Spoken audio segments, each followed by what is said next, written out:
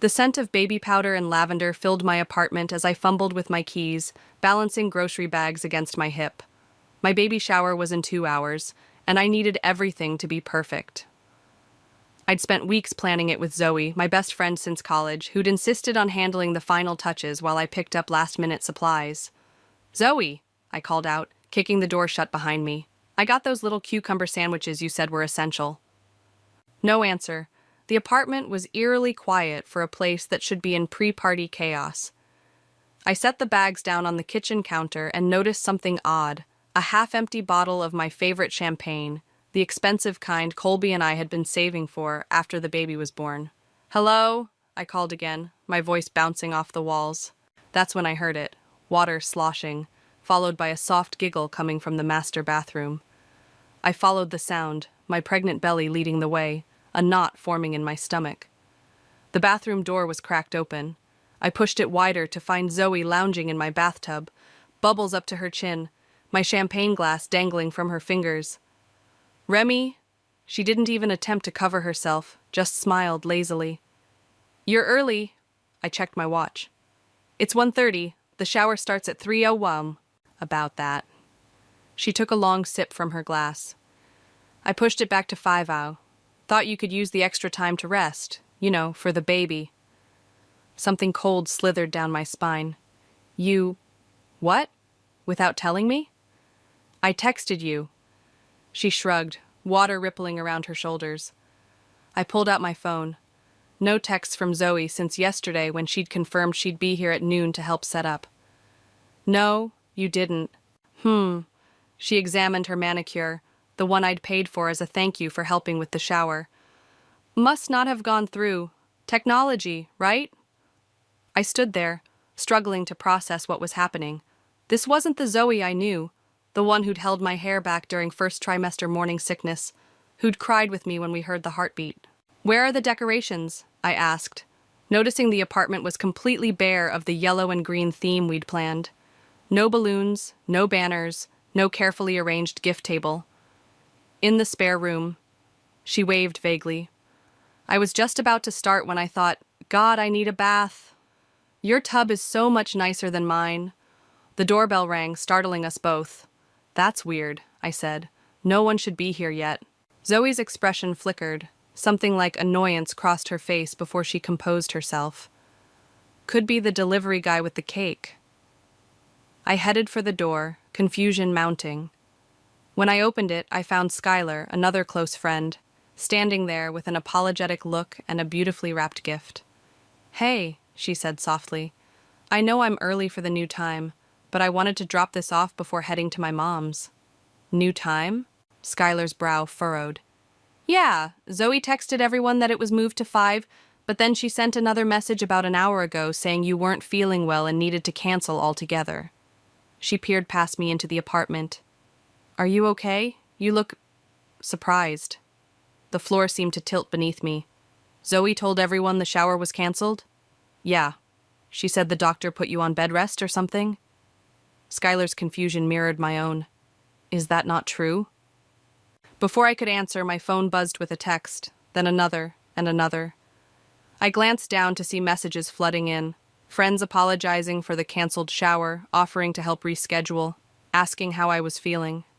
"I need to sit down," I mumbled, backing away from the door. Skylar followed me in, closing the door behind her. "Remy, what's going on?" "I don't know," I whispered, but a terrible suspicion was forming. The shower wasn't canceled. I didn't know anything about a time change. Just then, Zoe emerged from the hallway, wrapped in my robe, her hair turbaned in my towel. She froze when she saw Skylar. "Oh, hey, Sky." Her voice was honey-sweet, but her eyes were sharp. "I thought you couldn't make it." "I was just dropping off my gift," Skylar said slowly, looking between us. "Since Remy wasn't feeling well." "Right," Zoe nodded vigorously. "Poor thing has been so stressed. The doctor said it's not good for the baby." I stared at her, heat rising to my face. "I saw my doctor 2 days ago. I'm perfectly healthy." The silence that followed was thick enough to choke on. "There must be some misunderstanding," Zoe finally said, her smile tightening. My phone buzzed again. Another friend. So sorry about the shower, Remy. Zoe said you were devastated but needed the rest. Let me know when you reschedule. I looked up from my phone to find Zoe watching me, something calculating in her gaze. In that moment, I realized I was looking at a stranger wearing my best friend's face. "Why would you do this?" I asked, my voice barely above a whisper. Skylar's phone chimed. She glanced at it, then back at us, her expression hardening. "It's from Poppy. She says Zoe told everyone to leave their gifts with her since you wouldn't be up for opening them today." The room started to spin. 7 years of friendship, and I'd never seen this coming. Skylar set her gift on the coffee table and crossed her arms. The room felt too small suddenly, air too thick to breathe properly. My baby kicked inside me as if sensing my distress. "I think you should leave," I told Zoe, surprised by the steadiness in my voice. "Remy, come on." Zoe's laugh was brittle. "This is clearly just a miscommunication."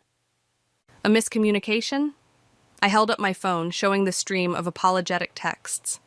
"You told everyone my doctor put me on bed rest. You told them to give their gifts to you." She rolled her eyes. "I was trying to help. You've been so emotional lately." "Don't." My hand shot up.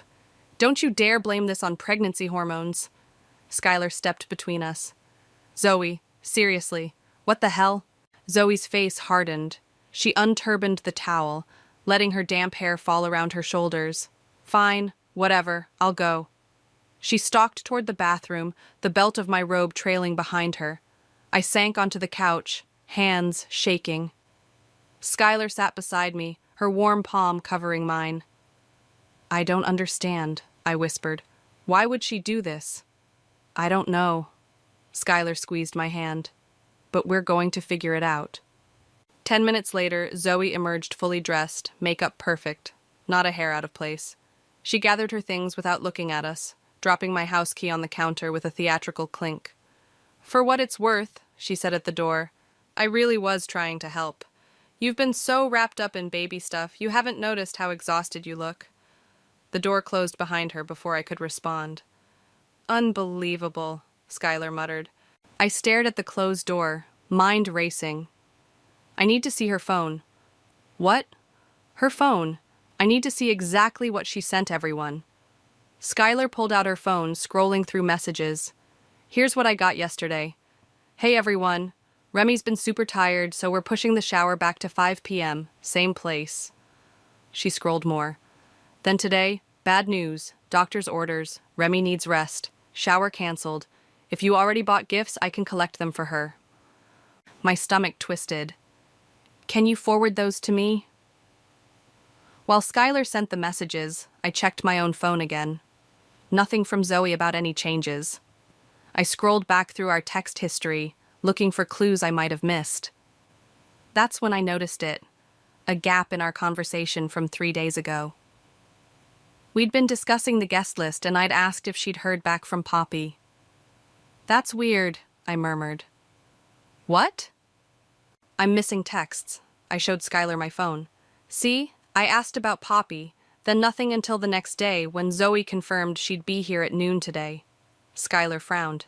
"You think she deleted messages from your phone? When would she have had the chance?" But even as I asked, I knew the answer. "Yesterday. She came over to help me sort baby clothes. I left my phone on the counter when I went to the bathroom." "Jesus, Remy." I rubbed my temples, trying to make sense of it all. "I need to call Poppy." Poppy answered on the second ring, her voice cautious. "Remy? Are you okay?" Zoe said. "I'm fine," I cut in. "No bed rest, no doctor's orders. The shower wasn't canceled." Silence. Then, "Oh my God, that bitch!" "Poppy, has Zoe said anything strange to you lately? About me or the baby?" A hesitation. "Not exactly, but there was something off at brunch last week. You had that doctor's appointment, remember? Zoe kept making these little comments." "What kind of comments?" "Just, I don't know, like how you were using the pregnancy to get attention, how Colby was probably feeling trapped, stuff like that." My chest tightened. "She said that?" I thought she was joking. You know how she gets sometimes. I did know. Zoe's humor had always had an edge, but I'd never thought it was malicious. Not until now. After hanging up, I sat in stunned silence while Skylar made tea. The apartment felt wrong somehow, violated. I picked up my phone again, scrolling through texts from other friends. Each message of concern twisted the knife deeper. "Here," Skylar handed me a steaming mug. "What are you thinking?" "I'm thinking I don't know my best friend at all." The doorbell rang again. This time it was Colby, my husband, home early from his business trip. One look at my face, and he dropped his bags, wrapping me in his arms. "What happened?" he asked, looking over my head at Skylar. As we filled him in, his expression darkened. I knew something was off with her lately. "What do you mean?" I pulled back to look at him. He hesitated. "Just comments she's made, questions about us. Last month at that dinner party, she cornered me by the grill and asked if I was ready for how different things would be after the baby. Said you might not bounce back the way I hoped." The betrayal cut deeper. While I'd been planning a nursery with Zoe, she'd been planting seeds of doubt with my husband. "There's more," Skylar said quietly. She held out her phone, showing a group chat I wasn't part of. "Poppy just sent this to me." I took the phone, stomach dropping as I read the messages. Zoe had created the chat 3 weeks ago, adding everyone except me.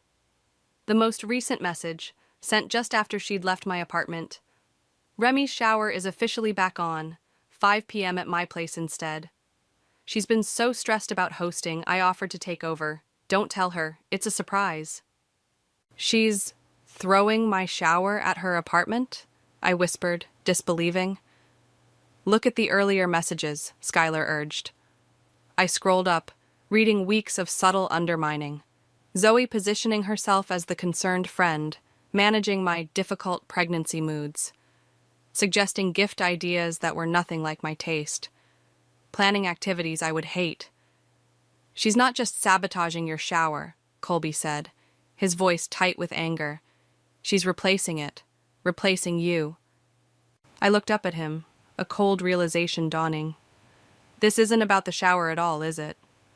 Colby made calls while I sat on the couch, staring at the blank wall where decorations should have been hanging.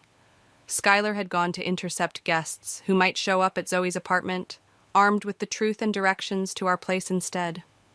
"Most people are still coming," Colby said, setting his phone down. "They're as confused as we are, but they want to be here for you." I nodded mechanically.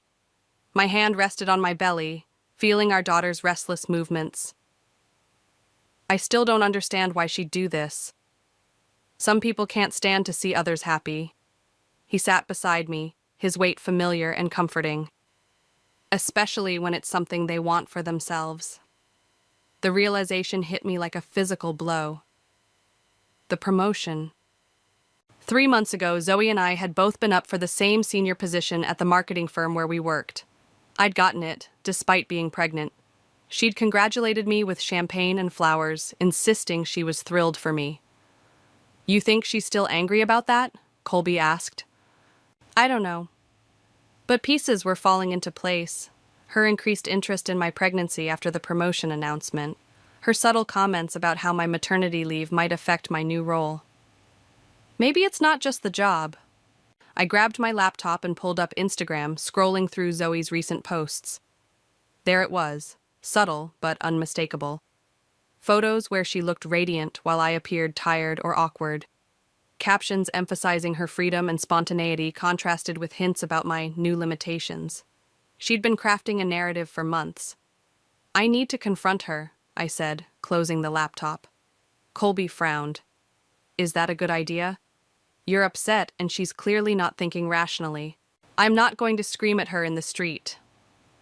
I struggled to stand, my center of gravity still unfamiliar after 7 months of pregnancy.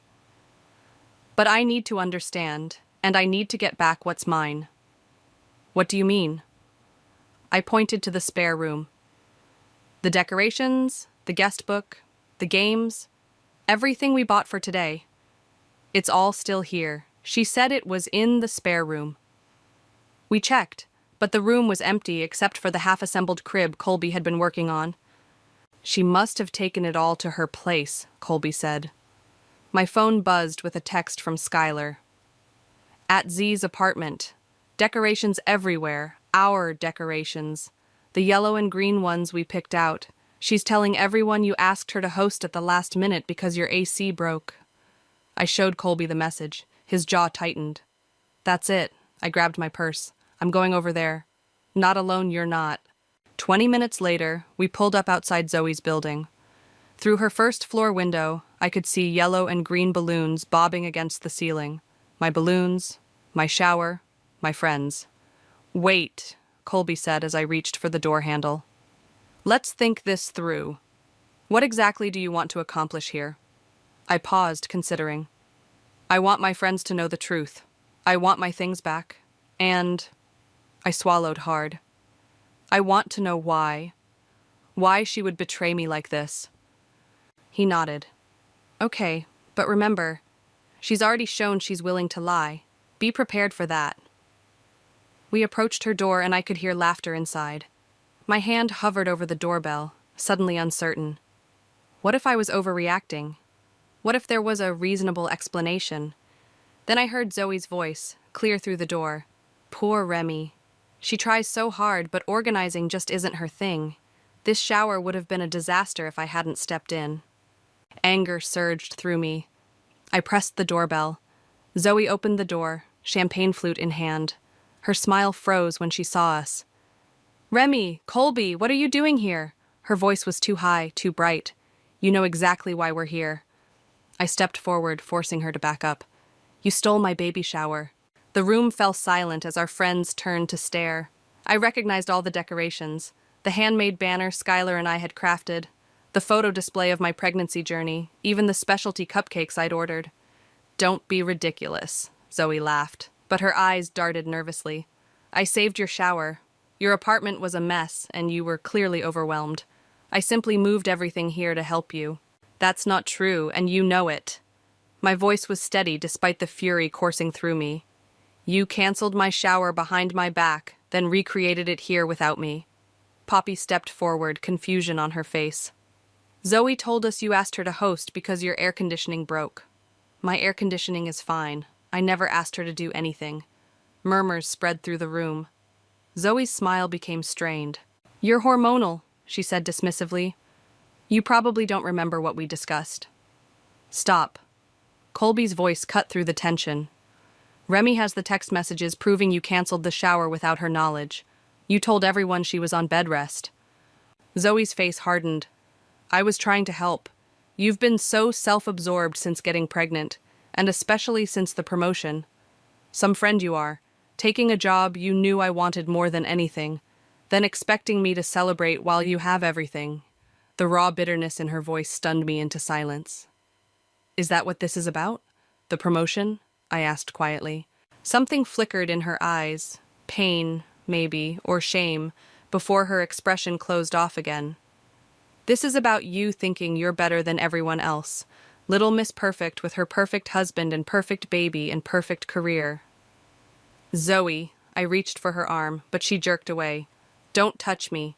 She stepped back, bumping into the gift table. A small, wrapped package fell, its tag fluttering open. I recognized Skylar's handwriting immediately, the gift she'd brought to my apartment, the one she'd left on my coffee table. How did this get here? I asked, picking it up. Skylar, who'd been watching from the corner, stepped forward. I left that at your place, with you. All eyes turned to Zoe, whose face had gone pale. I was just trying to make sure everything was perfect, she whispered, but the excuse sounded hollow even to her own ears. In that moment, looking at the woman I'd trusted with my deepest secrets, I realized something that chilled me to the bone. This betrayal went far deeper than a stolen baby shower, and I had no idea how far Zoe was willing to go. The shower dissolved into awkward murmurs and sidelong glances. Some friends made excuses and slipped out, others stayed, helping me pack up decorations and gifts. Zoe watched from the kitchen, arms crossed, refusing to help or leave her own apartment. You're making a scene over nothing, she called as I carefully folded the handmade banner. This is exactly why I took over. You're too emotional right now to handle anything properly. I ignored her, focusing on breathing evenly. Colby squeezed my shoulder as he passed with a box of supplies. "Don't engage," he whispered. "That's what she wants." When everything was packed, I paused at the door, our remaining friends waiting in the hallway with armfuls of decorations. "I want my house key back," I told Zoe. She rolled her eyes. "I already gave it to you." "You gave me the spare. I want the one you had copied without my permission." Her expression flickered with surprise before settling into defiance. "I don't know what you're talking about." "The one you used to get into our apartment when we weren't home. The one that let you delete texts from my phone and go through my things." For a moment, she looked genuinely confused. Then understanding dawned in her eyes, followed quickly by calculation. She disappeared into her bedroom, returning with a key that she tossed carelessly onto the counter. "Take it. It's not like I need it anymore." Her smile was cold. "Good luck with the baby. Hope she doesn't ruin your perfect life the way you ruined our friendship." I left without responding, the weight of her words following me down the hallway. Back home, we salvaged what we could of the shower. Friends rallied, setting up decorations and organizing games. It wasn't what I'd planned, but their support warmed me in ways I hadn't expected. "You okay?" Skylar asked, finding me alone in the kitchen. "Not really." I leaned against the counter. "I keep thinking about what she said, about me ruining our friendship." "That's classic manipulation. You know that, right? She betrayed you, then tried to make it your fault." "I know, but..." I hesitated. "What if there's some truth to it? What if I did change after the promotion or after getting pregnant?" Skylar shook her head. "Even if you did change, which is normal, by the way, it doesn't justify what she did. I just can't stop wondering how long this has been going on. How many other things she's done that I don't know about." "Maybe you should ask Rex," Skylar suggested. "They've been dating for what, 6 months? He might know something." I'd almost forgotten about Rex, Zoe's boyfriend. They'd started dating shortly after I announced my pregnancy. "I don't really know him that well," I admitted. "Well, he's friends with Colby from that basketball league, right? Maybe Colby could talk to him." The idea took root. By the time the last guests left that evening, I'd convinced myself it was the right move. Colby was less certain. "I don't want to drag Rex into this," he said as we cleaned up.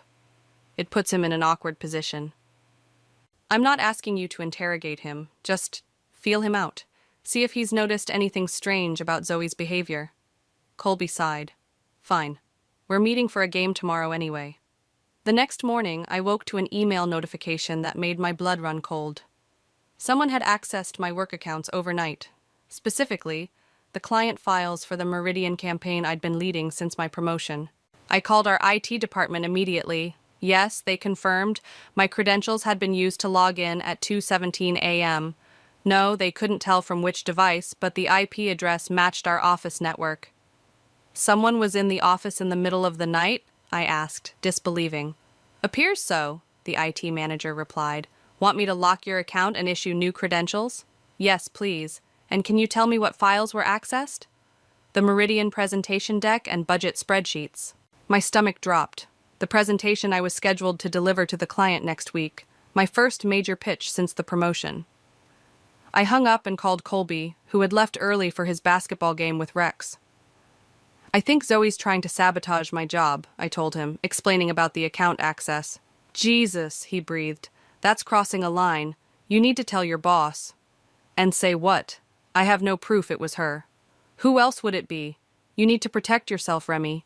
He was right. I showered quickly and headed to the office, despite it being Saturday. If Zoe was planning something with those files, I needed to get ahead of it. The office was quiet when I arrived. I went straight to my desk, noticing immediately that something was off. My desk drawer was slightly ajar, the one where I kept my backup files and notes. As I was checking what might be missing, my phone buzzed with a text from Colby. "Just talked to Rex. You need to hear this. He says Zoe's been obsessed with you for months. Keeps a file of screenshots of your social media, talks about you constantly. He thought it was normal friend stuff until recently." Another text followed. "There's more. He broke up with her last night after your shower. Said she screamed about how you've always had everything she deserved. He's worried about what she might do." I stared at the messages, a chill running through me. This wasn't just jealousy or pettiness. This was something darker. My computer chimed with an email notification. It was from our biggest client, Meridian's CEO. Remy, received the updated presentation you sent last night. Concerned about the budget discrepancies. Can we discuss ASAP? I hadn't sent anything last night. With shaking hands, I opened my sent items folder. There it was, an email to Meridian with an attached presentation sent at 2:43 a.m. from my account. I downloaded the attachment, heart pounding as I opened it. It was my presentation, but with subtle, devastating changes. Budget numbers inflated, timeline promises we couldn't keep, strategy points that contradicted what we'd previously agreed upon, changes that would make me look incompetent, dishonest, or both. My phone rang. Colby again. Rex just called back, he said without preamble. Zoe texted him this morning. By Monday, Remy will be begging me to save her career. I called my boss Marcus immediately. Weekend or not, this couldn't wait. Someone accessed my account last night and sent altered files to Meridian, I explained, trying to keep my voice steady. I'm at the office now. The original files are intact on my computer, but the versions sent to the client have been tampered with. Slow down, Marcus said. What kind of alterations are we talking about? Budget inflation, impossible timelines, strategy contradictions. I swallowed hard. It looks like I'm either incompetent or trying to scam them. Silence stretched across the line. That's serious, Remy. Any idea who would do this? I hesitated. Accusing a colleague without proof was dangerous, especially one as well-liked as Zoe. I have suspicions, but no concrete evidence. Come to my place in an hour, he said finally. Bring everything you have. We need to get ahead of this before the client loses faith completely. After hanging up, I forwarded Rex's text messages to my email for documentation. Then I called IT again, requesting access logs for the building. If Zoe had used her keycard last night, we'd have proof. Colby arrived at the office just as I was gathering my things. You shouldn't be alone right now, he said, pulling me into a hug. Rex is really worried. He said Zoe kept journals about you, pages analyzing your social media posts, notes about your schedule. I pulled back, staring at him. That's disturbing. It gets worse. She apparently told him multiple times that you stole her life, that everything you have should have been hers. A memory surfaced. Zoe, drunk at my engagement party 3 years ago, saying, "You're living my dream, you know that?" I'd thought she meant it as a compliment. I need to talk to Rex directly, I said. He's waiting downstairs. Didn't want to come up in case Zoe showed up. We took the elevator down. Rex was pacing outside, looking haggard. When he saw me, relief washed over his face. Remy, thank God. I've been trying to call Zoe all morning. She's not answering. When did you last hear from her? I asked. After that text about your career, I called her. She sounded off, laughing 1 minute, crying the next, said something about finally balancing the scales. My hand instinctively went to my belly, protective. Rex, I need to know everything. Has she done anything like this before? Obsessed over someone? Tried to harm them? He ran a hand through his hair. Not that I know of. But about a month ago, she got really upset when I mentioned my ex. Started asking all these questions about her. The next day, my ex called, freaking out because someone had sent her old private photos to her boss. And you think Zoe did that? Did. I didn't then. But now... He shook his head. There's something else. She has a storage unit. She took me there once to get some camping gear, and I saw a box with your name on it. I didn't think anything of it at the time. Figured it was just friend stuff. Ice slid down my spine. Where's this storage unit? An hour later, after meeting with Marcus and formulating a plan to contact Meridian first thing Monday, Colby and I stood outside Zoe's storage unit. Rex had given us the code, along with his key to her apartment in case we needed it. Are we sure about this? Colby asked as I punched in the numbers. This feels like an invasion of privacy. She invaded mine first, I reminded him. Besides, we're not breaking in. Rex gave us permission. The lock clicked open. I pulled up the rolling door, revealing a small space packed with furniture and boxes. In the back corner sat a plastic tub labeled Remy in bold black marker. Colby pulled it out while I kept watch. Inside were dozens of items, screenshots of my social media printed and annotated, copies of emails I'd sent the team at work, photos of Colby and me with my face circled, and most disturbingly, a folder containing my medical information, ultrasound images, doctor's appointment summaries, even lab results. "How did she get these?" I whispered, hands shaking as I held up my medical records. "Your doctor's portal," Colby realized. "You gave her your password when you were sick last year, remember? So she could check your test results while you were sleeping." Beneath the papers lay something that made my blood run cold. A small notebook filled with Zoe's handwriting, detailing a plan titled, "Taking Back What's Mine." It outlined everything: sabotaging my baby shower, undermining my confidence, damaging my reputation at work. But the final steps made my heart stop. Step 7. Destroy R's credibility with Meridian. Step 8. Offer to take over account when R is removed. Step 9. Suggest R is unstable due to pregnancy hormones. Step 10. Comfort C when R falls apart. Colby read over my shoulder, his face paling. "She's planning to go after me next, after you lose your job." The last entry, dated yesterday, simply read, "R confronted me at the shower. Accelerating timeline. C seems concerned about her. Perfect opening. We'll implement final phase tomorrow night at the dinner." "What dinner?" I looked at Colby. His expression shifted from confusion to realization. "The team dinner. For the Meridian account. It's tomorrow night at Vela. Marcus scheduled it last week." I wasn't invited. "Yes, you were. I saw the email." He pulled out his phone, scrolling through messages. "Here, Marcus sent it Tuesday. You, me, Marcus, the Meridian executives?" I shook my head. I never got that email. We looked at each other, understanding dawning simultaneously. "She's intercepting your work emails too," Colby said quietly. I sank to the floor, the full weight of Zoe's betrayal crushing me. This wasn't just about jealousy or a stolen promotion. This was methodical, calculated destruction of my life. "She's not going to stop," I whispered, clutching the notebook, "and now we know exactly what she's planning next." Colby helped me to my feet, determination hardening his features. "Then we stop her first." As we closed the storage unit, my phone buzzed with a text from an unknown number. "Found something interesting in your husband's phone. Want to see? Might change how you feel about your perfect marriage."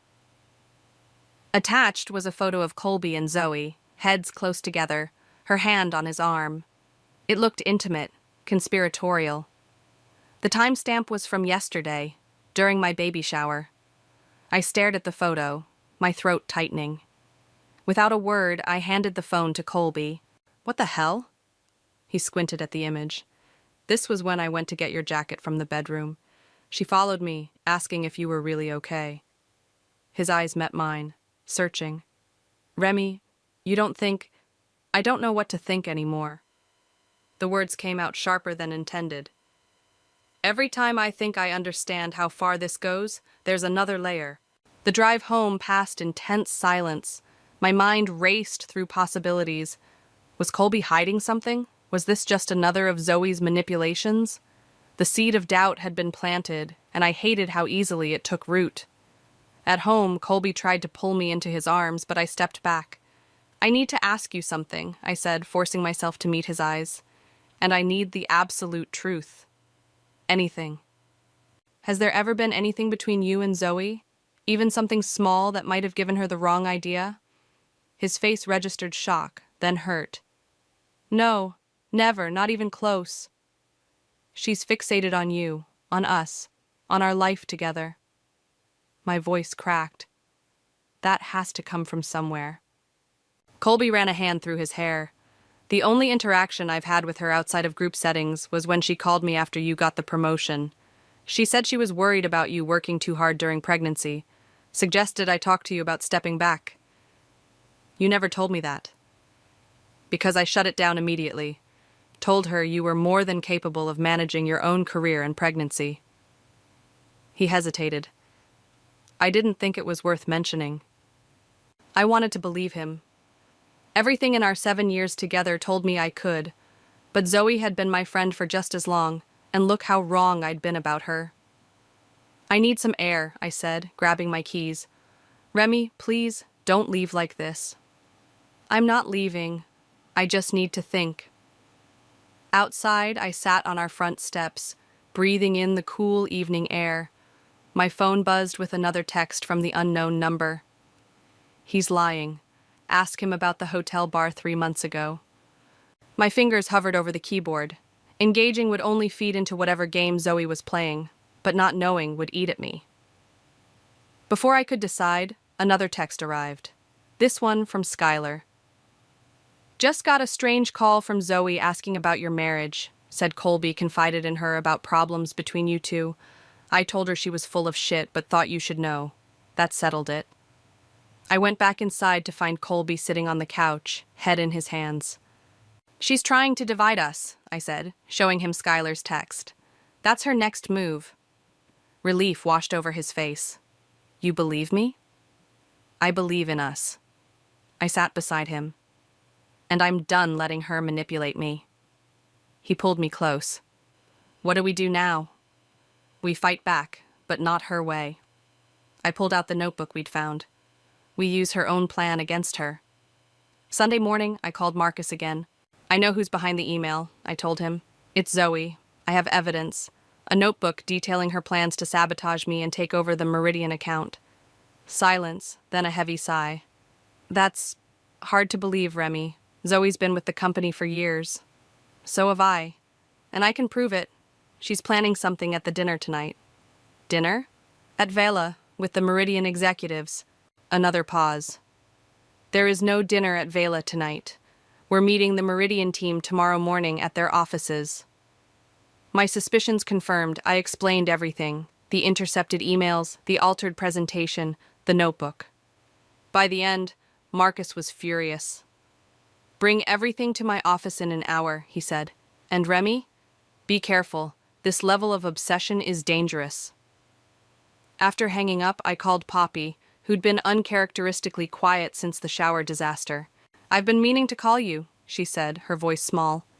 There's something you should know. About Zoe? Yes, she asked me to help her, with your shower at first. Said you were overwhelmed and would appreciate us taking over. Poppy's voice trembled. But then she started saying weird things about how you didn't deserve your life, how she should have your job, your husband. Why didn't you tell me? I thought she was just venting. Then at the shower, when I saw how shocked you were... She paused. After everyone left, she asked me to do something else. Something worse. My pulse quickened. What? She wanted me to tell people at work that you'd been making mistakes. That pregnancy was affecting your performance. Poppy's voice dropped to a whisper. She offered to pay me, Remy. Said it would help us both get what we deserve. And what did you say? I told her she needed help.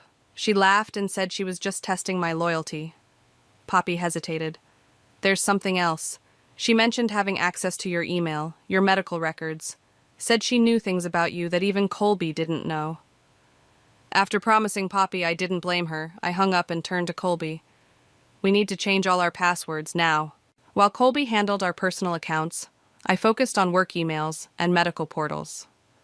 As I was changing my doctor's portal password, I noticed something chilling. Someone had accessed my records yesterday, viewing the results of my latest glucose test. A test that had come back with concerning numbers, requiring follow-up. My phone buzzed with a text from the unknown number. Zoe, I was certain. Poor baby. Gestational diabetes is so stressful. Hope nothing happens to make your condition worse. Stress is so dangerous during pregnancy. She knew. Somehow she knew about my test results before I did. Another text followed. Maybe we should discuss this in person. I'll be at Vela at 7. Come alone. Or Colby gets the real photos from the hotel bar, the ones where he wasn't just talking. You're not going, Colby said firmly after I showed him the texts. It's a trap. Of course it's a trap. I paced our living room, one hand pressed against my lower back where the baby was kicking furiously.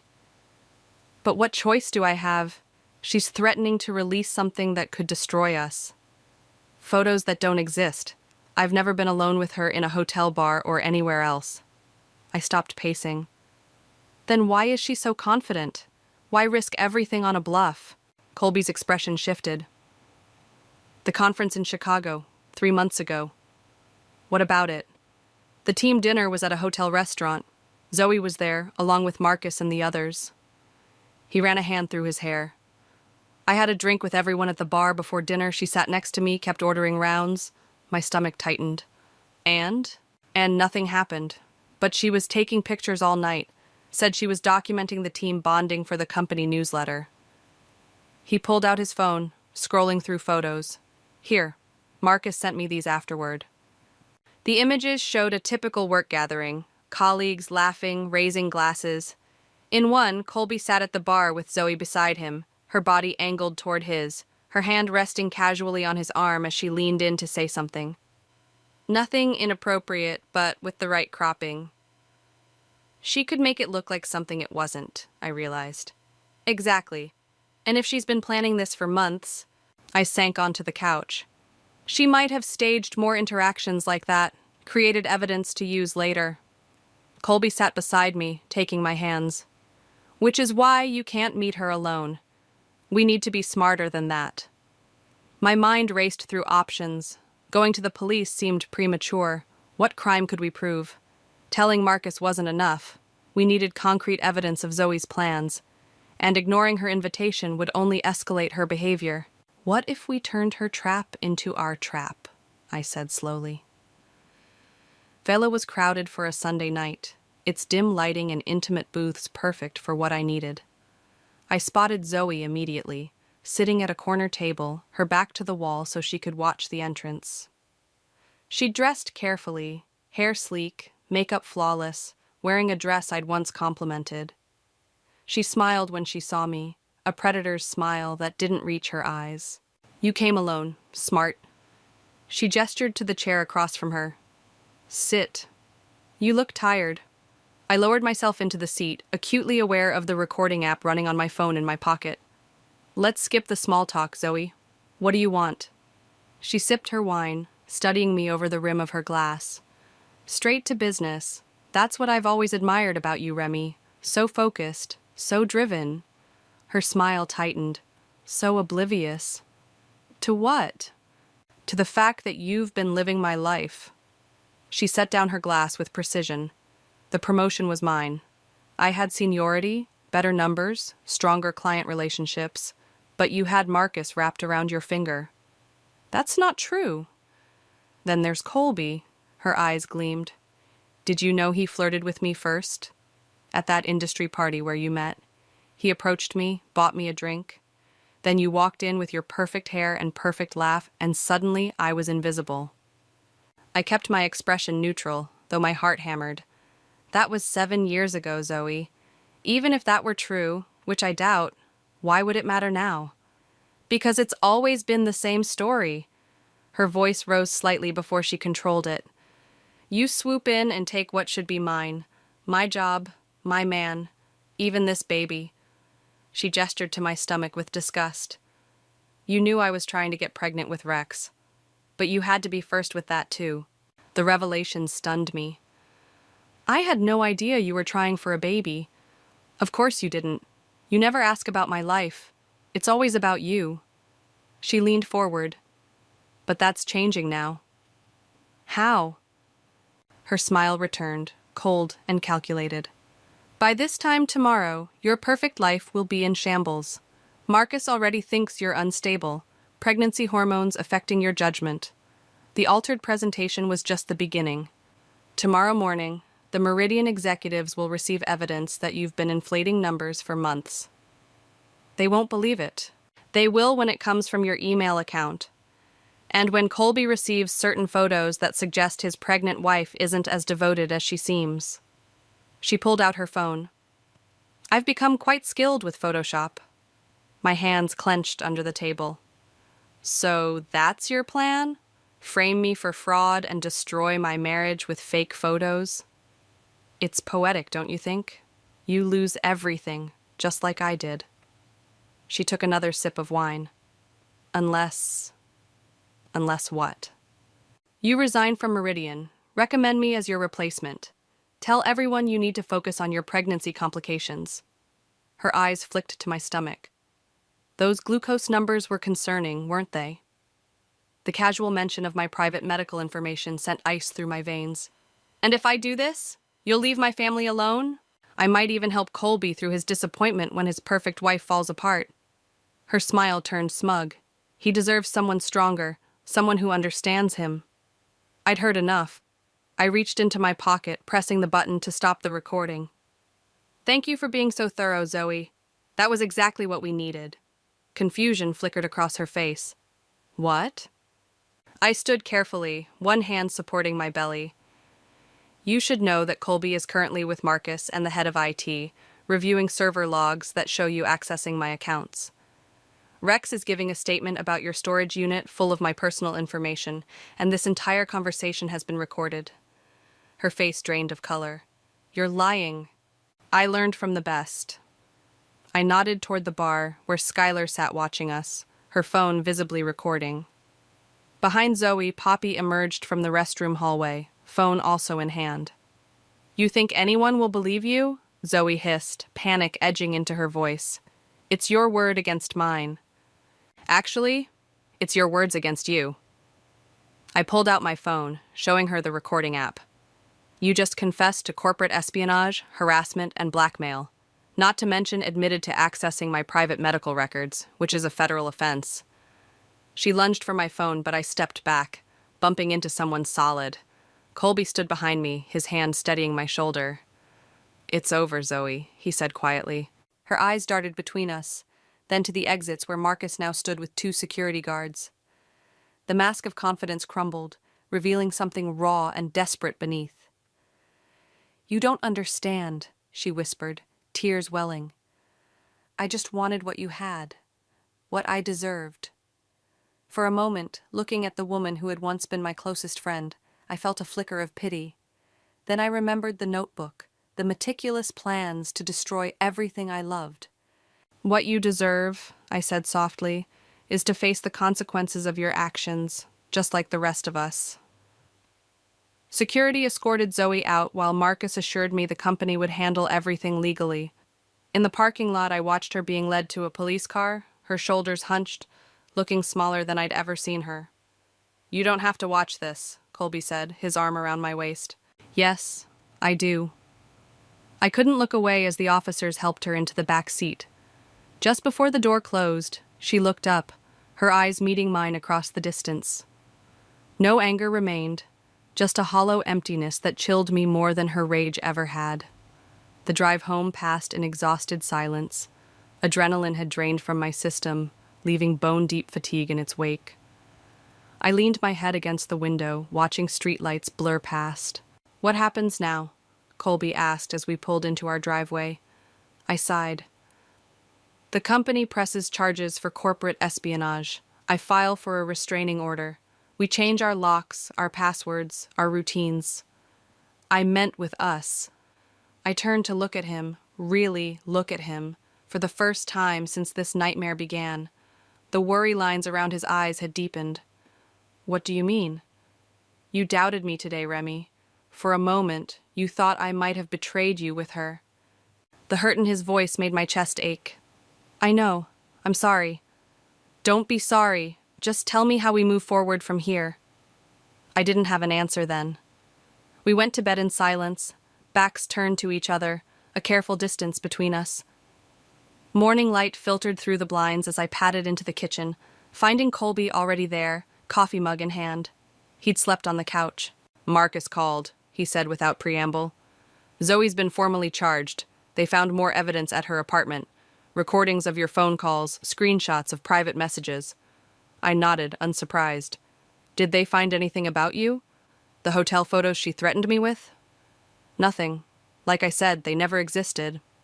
His voice was carefully neutral. The Meridian meeting's been rescheduled for Wednesday. Marcus wants you to take a few days off. I don't need days off. I need normality.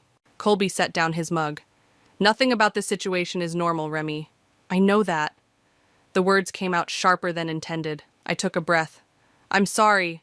I don't know how to process any of this. Neither do I. He hesitated. Rex called this morning. He's been going through Zoe's things, trying to understand. He found something you should see. He handed me a worn leather journal, different from the notebook we'd found in the storage unit. He said this goes back years, before you and I even met. I opened it carefully. The earliest entry was dated 9 years ago when Zoe and I first became friends. Page after page detailed her growing obsession, not just with me, but with the idea of me, the life she thought I had, the person she believed I was. Remy got the Anderson account today. Everyone acts like it's such a big deal, but she just got lucky. That should have been my account, my success. She doesn't even appreciate it. Remy's dating some finance guy now. She always gets the good ones, always the center of attention, always the one everyone wants to be around.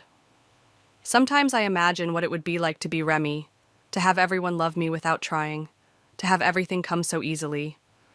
The entries grew darker over time, her envy curdling into something more sinister, but it was the final page that made my blood run cold.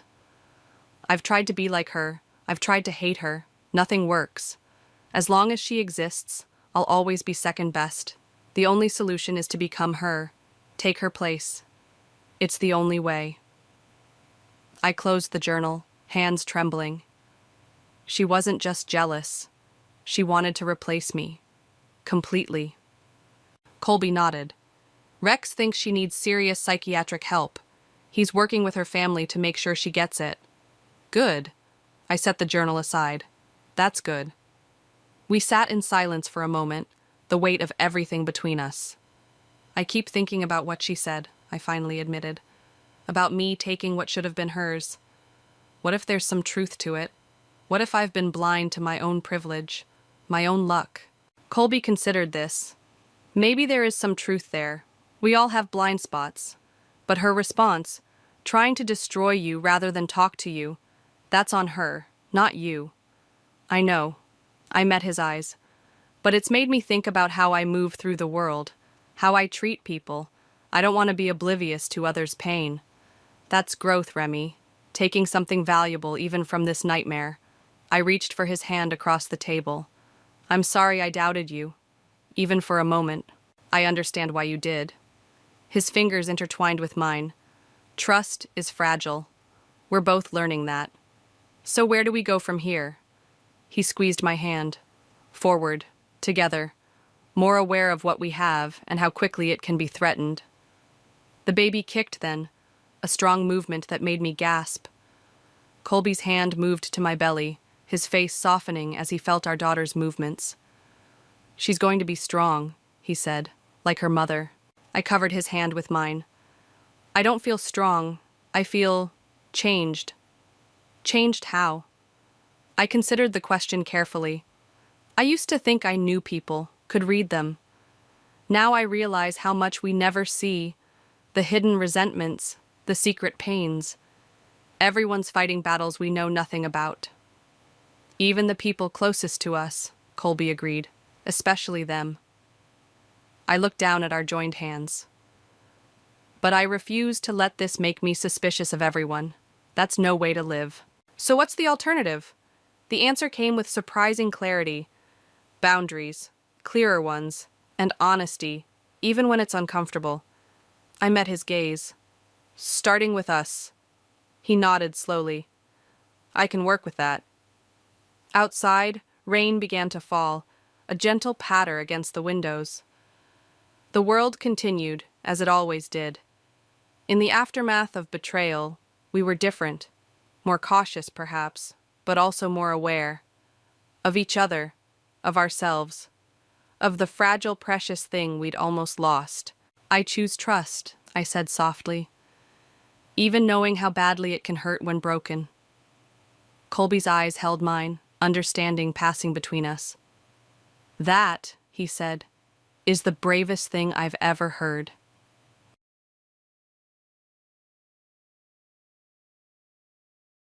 I'm Ava, and I'm about to turn 25 this year.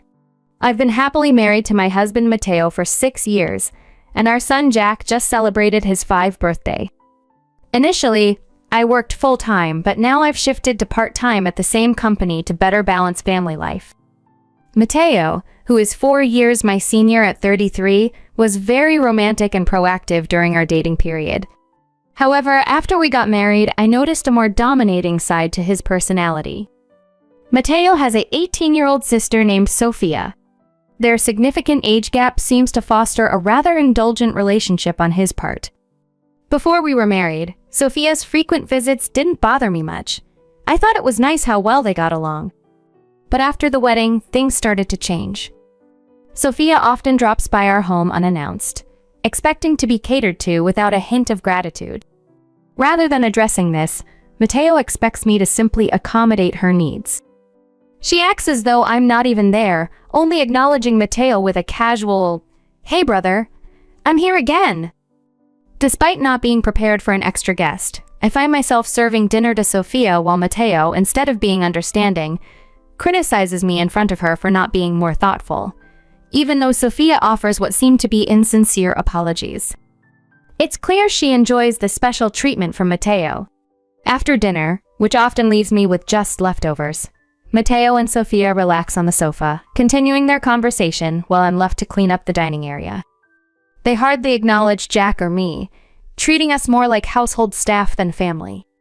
One evening, as I was getting ready to bathe Jack, Mateo burst in, loudly instructing me to go buy a cake for Sophia because she wanted it right then, despite it being late.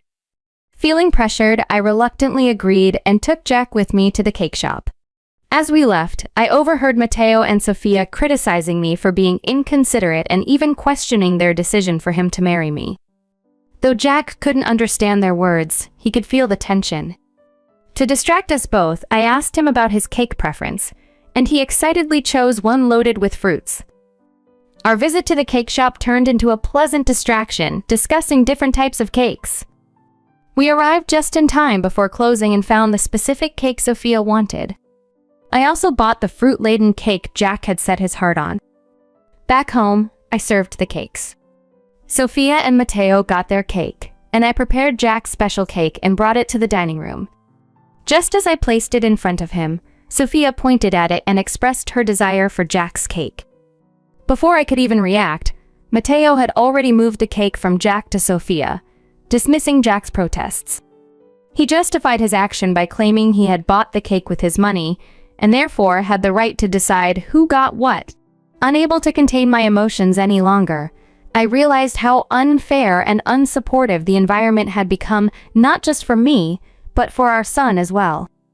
This incident was a stark reminder of the unequal dynamics in our household, pushing me to reconsider our family situation and my next steps.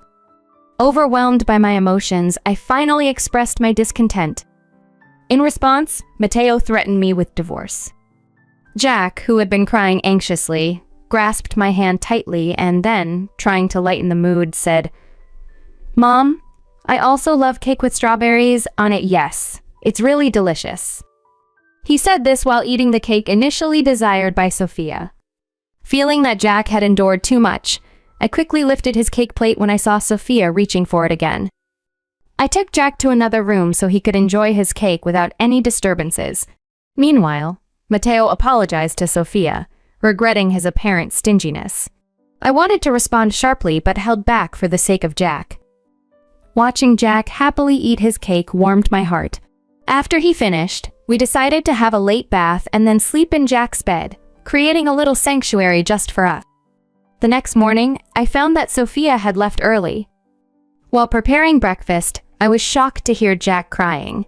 His piggy bank, a gift from my father, was broken, and the money he had saved was missing. Jack, who cherished saying goodnight to his piggy bank, was devastated. When I confronted Mateo, he nonchalantly mentioned that Sophia needed some cash, so she took it from Jack's piggy bank. Holding a crying and trembling Jack, I cried along with him, deeply hurt by Mateo's actions, which clearly showed he prioritized his sister over our own son. Fueled by anger and sadness, I confronted Mateo more assertively than usual, breaking my usual restraint in front of Jack. Without saying a word, Mateo stormed off to the bedroom and returned with something that stunned me: divorce papers. He shoved them at me before storming out of the house, slamming the door behind him. Jack, who had never before let the issues with Mateo and Sophia affect him so deeply, had finally reached his breaking point, crying since the night before. Unable to bear seeing him so hurt, I suggested we skip daycare for the day. His response was a loud yes, accompanied by a faint smile. We spent the day playing and bonding. Jack pulled a picture book from the shelf, sat on my lap, and remarked with a grin, "The teacher at the nursery today was Mama, right?" His words and smile lit up the room. His little heart seemed so resilient, and I decided to make the day extra special by taking a day off work. Despite the potential inconvenience at my job, they understood the situation and granted me the day off. In the morning, we visited the park, played hide and seek, and had fun in the sandbox. It was a day filled with simple joys, a much-needed escape from the complexities at home, allowing both Jack and me to enjoy a moment of peace and togetherness. After a morning of play and fun, we returned home for lunch. Jack seemed sleepy, unusually dozing off on my lap like he used to when he was a baby.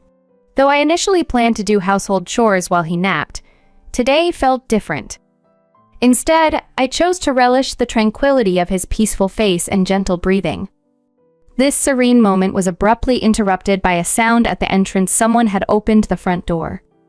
It was too early for Mateo to be home, which made me suspicious.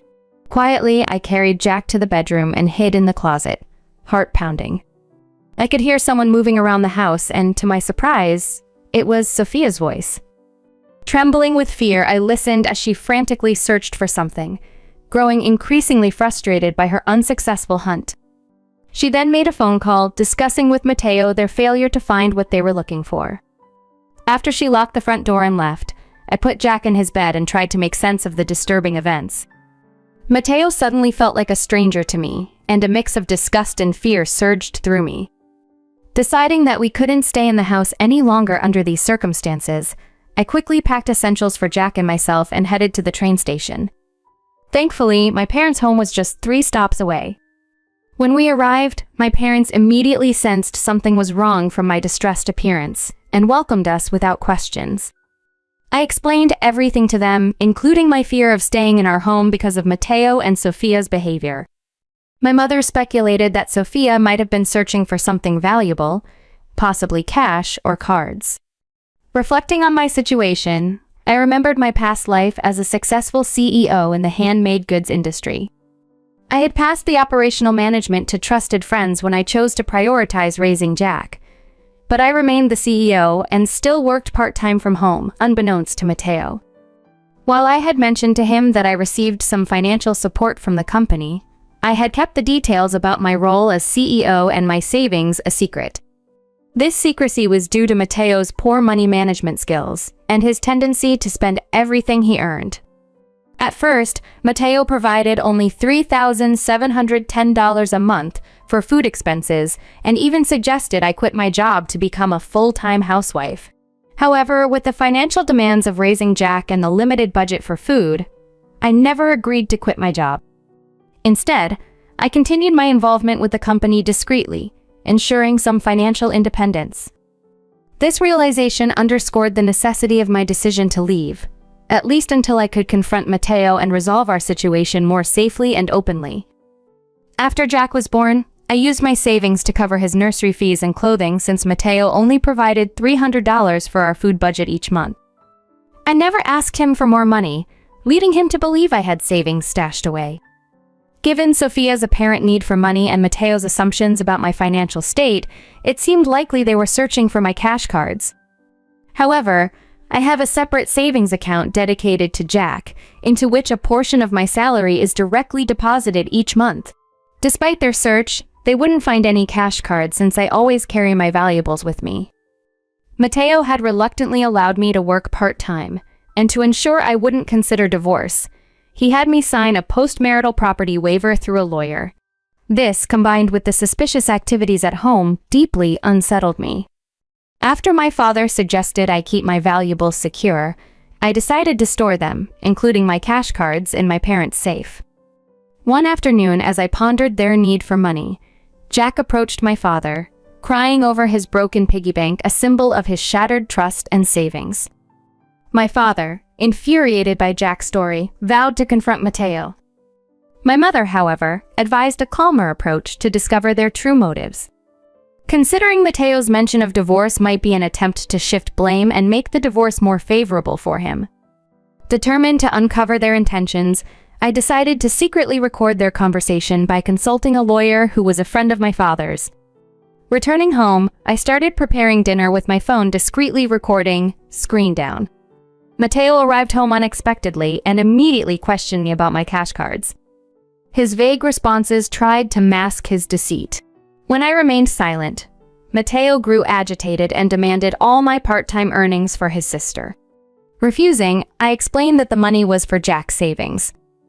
In response, he angrily pushed the signed divorce papers toward me, declaring that I was living off his money and didn't need to save for Jack. He even insinuated that he valued Sophia more than our son.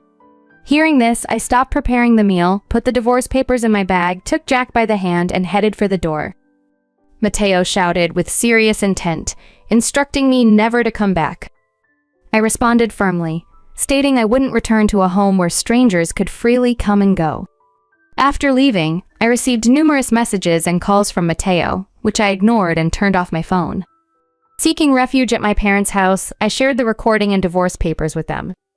Although I confessed to having no love or affection left for Mateo, I expressed my concern for Jack's well-being.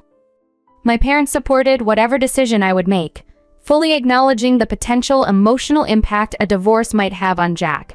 As I grappled with the decision, their support was a beacon of hope in navigating these tumultuous times.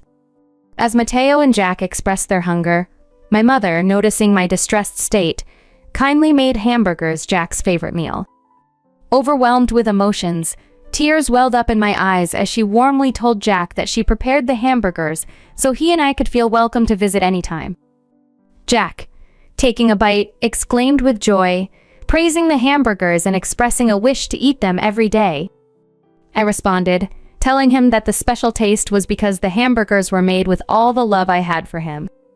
In a touching gesture, Jack took a big bite and then offered it to me. Moved by his kindness, I couldn't hold back my tears, even as I tried to stop them. They continued to fall. My father, noticing Jack's concern over my tears, reassured him that they were tears of happiness, not sadness. Hearing this, Jack, in a moment of understanding, hugged me tightly. And even my father's eyes shimmered with tears, reflecting the joy and the blessing of being surrounded by family. I remarked to Jack how precious family is, which made him curious. He asked if Dad had meant that only Sophia was family. My father gently corrected him and asked Jack if he wanted to live with them, being part of our close-knit family unit. With a laugh, Jack happily agreed, making everyone around the table smile. Despite the looming thoughts of divorce, the meal filled with such warmth and love made me feel certain about my decision. I planned to talk to Jack about the divorce, knowing the discussion would be difficult. The weight of explaining such complex adult matters to a child weighed heavily on my heart, but seeing him so happy and secure in the embrace of my family gave me the strength I needed.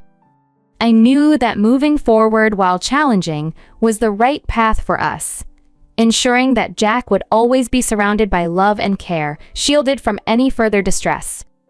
Jack, my heart, quickly understood the situation and was eager to live together as a family. He affectionately referred to our older pet dog as his younger brother. Meanwhile, the process of my divorce began when I contacted a lawyer, a friend of my father's. The following day, my father and Jack shared a moment of light-hearted laughter while I lay in bed, reflecting on my childhood. The next morning, I was overwhelmed to find over 171 missed calls and messages on my phone from Mateo, indicating his emotional turmoil. Drained, I turned off my phone. With the lawyer's help, I briefed my parents about the situation. It turned out Sophia had racked up a substantial debt due to her casino visits and shopping sprees, and Mateo had planned to use my savings to cover her expenses. The lawyer informed us that the divorce papers were already in motion, and Mateo, realizing the finality of the situation, broke down crying. Although we anticipated some conflict over child support, Mateo agreed to contribute $400 monthly for Jack's upkeep. Later, during a more subdued conversation, Mateo acknowledged his financial manipulations and shared his complicated feelings about Sofia. I stood firm on my decision not to reconcile. I could hear his quiet crying before he wished me well and ended the call. Resolute through it all, I discussed future arrangement, with my parents deciding to stay with them until Jack was grown. I resumed my duties as a company president and later heard that Mateo and Sofia had informed their parents about the divorce and their debts, leading to their disownment. Now, I cherish my days spent with my family, finding joy and peace in their company.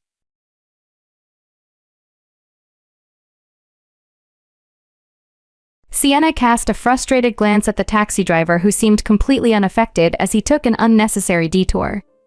She was already late, and despite her requests to speed up, he maintained a slow pace. "I'm sorry, sir. Can't you go a bit faster?" she pleaded. The driver, calm and steady, reassured her. "Ma'am, why so anxious? We'll arrive on time." Realizing arguing was futile, Sienna resigned herself to her seat, gazing out at the city's nocturnal landscape. She reflected on how it had been nearly a year since this routine started, a fact she would have found unbelievable if someone had told her earlier. Her thoughts then drifted to her mother-in-law, who had been confined to her bed for the same duration without any signs of improvement. Despite her mother-in-law's harsh demeanor, Sienna harbored no ill will. She understood that beneath the tough exterior, there wasn't genuine malice. Her mind wandered back to the rainy day when she and William, her then-fiancé, had dashed into his apartment seeking warmth. Her mother-in-law had sharply critiqued her. "Why do you flutter about like a dragonfly? Such a flighty girl. Why not help your parents instead of parading around William?" She warned William that Sienna would remain flighty even in marriage. While William had initially defended Sienna, his support seemed to wane after their wedding. Throughout their first year of marriage, her mother-in-law made it a point to visit daily, conducting what Sienna felt were inspections. She would run her fingers across surfaces, searching for dust, and scrutinize every corner of their home. Though she never raised her voice, her disdainful gaze made Sienna feel diminished, as if she were an insignificant bug under scrutiny. Initially, this treatment intimidated Sienna, but over time, she adapted, realizing her mother-in-law was likely just bored. Sienna found a quiet satisfaction in those moments when her mother-in-law found nothing to criticize, which was often the case. Raised by her own mother to keep an orderly home, Sienna had honed her skills as a homemaker. Sienna had always been taught the value of discipline and cleanliness, thanks to her military upbringing. As a child, she often resisted this strict regime, feeling that her parents were being too harsh. However, as an adult, she appreciated the solid foundation it gave her, realizing it equipped her well for life's challenges. As time passed, Sienna even began to anticipate the visits from her mother-in-law with a peculiar sort of eagerness. Her husband William had started a career as a long-haul truck driver, which meant he was often away for weeks at a time. The loneliness of the empty apartment weighed heavily on Sienna during these periods. While work provided a distraction during the weekdays, the weekends were particularly tough, often leaving her feeling isolated and despondent. In contrast, her mother-in-law's grumbling presence somehow made the days more bearable. Despite the older woman's constant nitpicking, their interactions had become a source of entertainment for Sienna. She would share stories about her work, her plans for the future, and updates about William, while her mother-in-law would interject with criticisms about everything from the way Sienna folded clothes to her choice of household items. One day, as Sienna was reorganizing the closet, her mother-in-law dove in, fussing about the potential wrinkles in the clothes. "Sienna, who taught you to fold your clothes like this? They'll get all wrinkled," she complained. Sienna, seeing an opportunity for lighthearted banter, suggested, "Mom, speaking of clothes, maybe it's time for a new robe for you? Something comfy for the summer?" Their banter continued with Sienna suggesting they buy soft slippers she had seen on sale, to which her mother-in-law responded with a non-committal mumble, but continued her inspection. It seemed that these interactions reassured William that all was well at home, which might have been why he gradually stopped defending Sienna from his mother's criticisms. He once offered to restrict his mother's visits, but Sienna, not wanting to escalate things, firmly declined the idea. A couple of years into this routine, William's mother suddenly fell ill. It happened so subtly at first that Sienna didn't immediately notice her absence. Engrossed with year-end deadlines at work, she barely kept track of the days. When a weekend passed without the familiar knock of her mother-in-law, Sienna felt a pang of concern. She had even considered giving her a key to the apartment not long before. Without any response to her calls and with William on the road, Sienna decided to take action herself. She traveled an hour by train to her mother-in-law's home. Upon arrival, she found the door unlocked. Stepping inside, she was greeted by the sound of a harsh, racking cough from the bedroom. Rushing in, she found her mother-in-law drastically changed. Her face was pale and her cheeks flushed with fever, a stark contrast to the formidable figure she once knew. Wrapped in blankets, she looked frail and barely recognizable. Wrapped in 2 blankets, shivering with every cough. "Why didn't you call me?" Sienna asked, her tone a mix of concern and reprimand. Without hesitation, Sienna sprang into action. She brewed soothing tea, simmered nutritious broth, and swiftly called for a doctor to make a house visit. The doctor recommended hospitalization, but her mother-in-law stubbornly refused. "All right, let her stay at home." "I'll take care of her," Sienna declared, and she meant every word. Each day after finishing her work, she visited, tending to her mother-in-law as long as the fever lasted. When her mother-in-law began to recover slightly, Sienna adjusted her visits to Wednesdays and weekends. Despite the fever subsiding, her mother-in-law stayed weak. She moved slowly, leaning against the wall for support, and ate very little, which worried Sienna. She tried discussing her concerns with her husband, but he seemed dismissive. "Well, what do you expect? Age takes its toll, and it was a long illness. She needs time to recover," he said. "What do you mean, age? Your mother is still young. You talk as if she's ancient. Don't you care at all?" Sienna countered. "Why should I worry when she has such great care? I'm even jealous. She sees you more often than I do," her husband replied, sounding slightly hurt. "I'm sorry, I know that, but I can't just abandon her." "How could she be alone?" Sienna responded.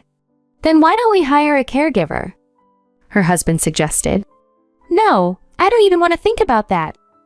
Hiring a stranger when her children are alive and well? Who knows how she'd be treated?" Sienna argued. So, Sienna continued to care diligently for her mother-in-law. She cooked meals, cleaned the already tidy house, managed the laundry, and cherished the moments of conversation with her. These chats were a joy for both women. During these times, her mother-in-law seemed to rejuvenate, sharing tales of her youth, her first love, her husband, her parents, and even her own challenging mother-in-law. I didn't like her one bit. Oh, what a difficult woman she was. Always complaining to my husband about me. If I did something right, it went unnoticed. But if I slipped up, she was merciless. She drove me so mad that I once ran away to my parents' house just to escape her criticisms, her mother-in-law recounted with a mix of frustration and nostalgia. As Sienna listened, she couldn't help but smile, recognizing the cycle of family dynamics, understanding more deeply the woman who had become such an integral part of her life. Sienna couldn't help but smirk, recalling her mother-in-law's meticulous daily inspections of her home. She kept her thoughts to herself, considering that, if even half of these tales were true, she had it relatively easy. Her mother-in-law continued, sharing stories about William's childhood, his milestones, and reflecting on how times had changed since then. They often spent their evenings chatting, creating a special bond. Normally, after their talks, Sienna would hurriedly pack her things to catch the last suburban train home to her husband, who had just returned from a long trucking route. However, tonight was different. The taxi driver had taken an excruciatingly long time to find a parking spot, causing Sienna to miss her train. Reluctantly, she handed the driver a large bill, annoyed that he had the audacity to charge her the nighttime rate. Tired, Sienna trudged up the steps and quietly opened the door to her mother-in-law's apartment. As soon as she entered, she paused, hearing her mother-in-law's voice unusually loud, resonating through the space. "Yes, Sage, she's gone now. The last train's left. What about Sienna?" "Sienna's great. I feel a bit guilty lying to her." "Oh, Sage, don't lecture me about conscience. I know it well enough without you, but I can't tell her the truth." "Why? Remember how you once pretended to be sick to get your son-in-law to fix your washing machine?" "Well, I've gotten used to having Sienna around. At least I can talk to her. My son doesn't pay much attention to me, you know that. And I got lucky to have such a daughter-in-law. She's a gem. With her, my life isn't so burdensome. Otherwise, it's just me, and I can't take it anymore. So I can't and won't admit the truth now. If I do, I'll be alone, and I can't allow that to happen." Sienna felt her heart sink, her back pressed against the wall as she processed the shocking revelation. Her mother-in-law was perfectly healthy and had been feigning illness just to keep Sienna around. Stunned and unsure of what to do next, Sienna decided to keep the information to herself for the moment. She could confront her mother-in-law about the deception later. Quietly stepping back into the hallway, Sienna closed the door, knocked, and then, after a brief pause, re-entered the apartment. "Mom, are you still up? Can you believe it? The taxi driver took so long that I missed the last train. Can I stay here tonight?" she called out, giving her mother-in-law a moment to resume her role. "Oh, Sienna, of course, stay. It goes without saying." "Did you call William?" her mother-in-law replied, quickly slipping back into character. Sienna nodded, her mind racing as she pondered her next steps, caught between the deception and the unexpected dependency her mother-in-law had revealed. "Yes, I called and let him know I'll be leaving early in the morning." "Make yourself at home," Sienna assured her mother-in-law, who had already drifted off to sleep.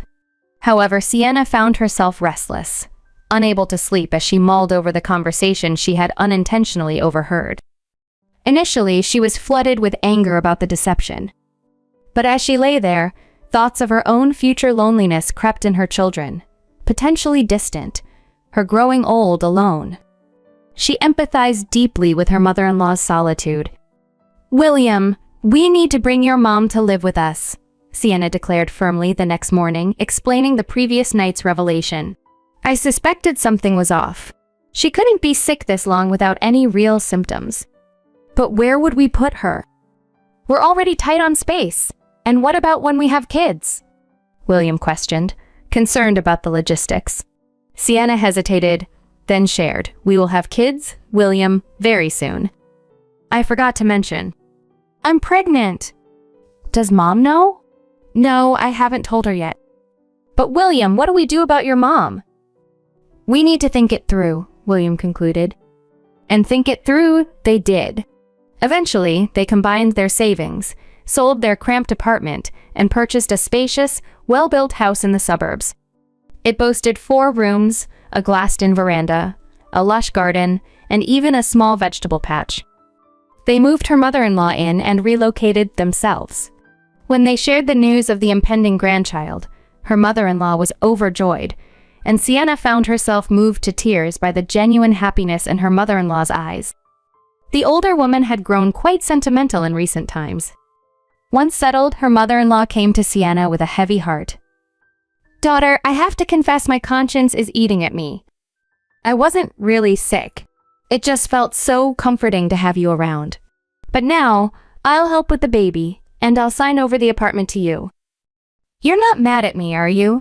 Sienna paused from hanging up the laundry, turned, and embraced her mother-in-law. "I'm not mad, Mom. I enjoyed taking care of you, and I'll do it again if needed. We're family, and I'm not upset at all." "Oh, that's wonderful. Thank you, Sienna dear." The 3 women stood in the middle of the yard, embracing and smiling at each other. From the window, William IV watched the scene unfold, feeling a profound sense of peace and harmony within the family, grateful for the love and understanding that bridged the generations.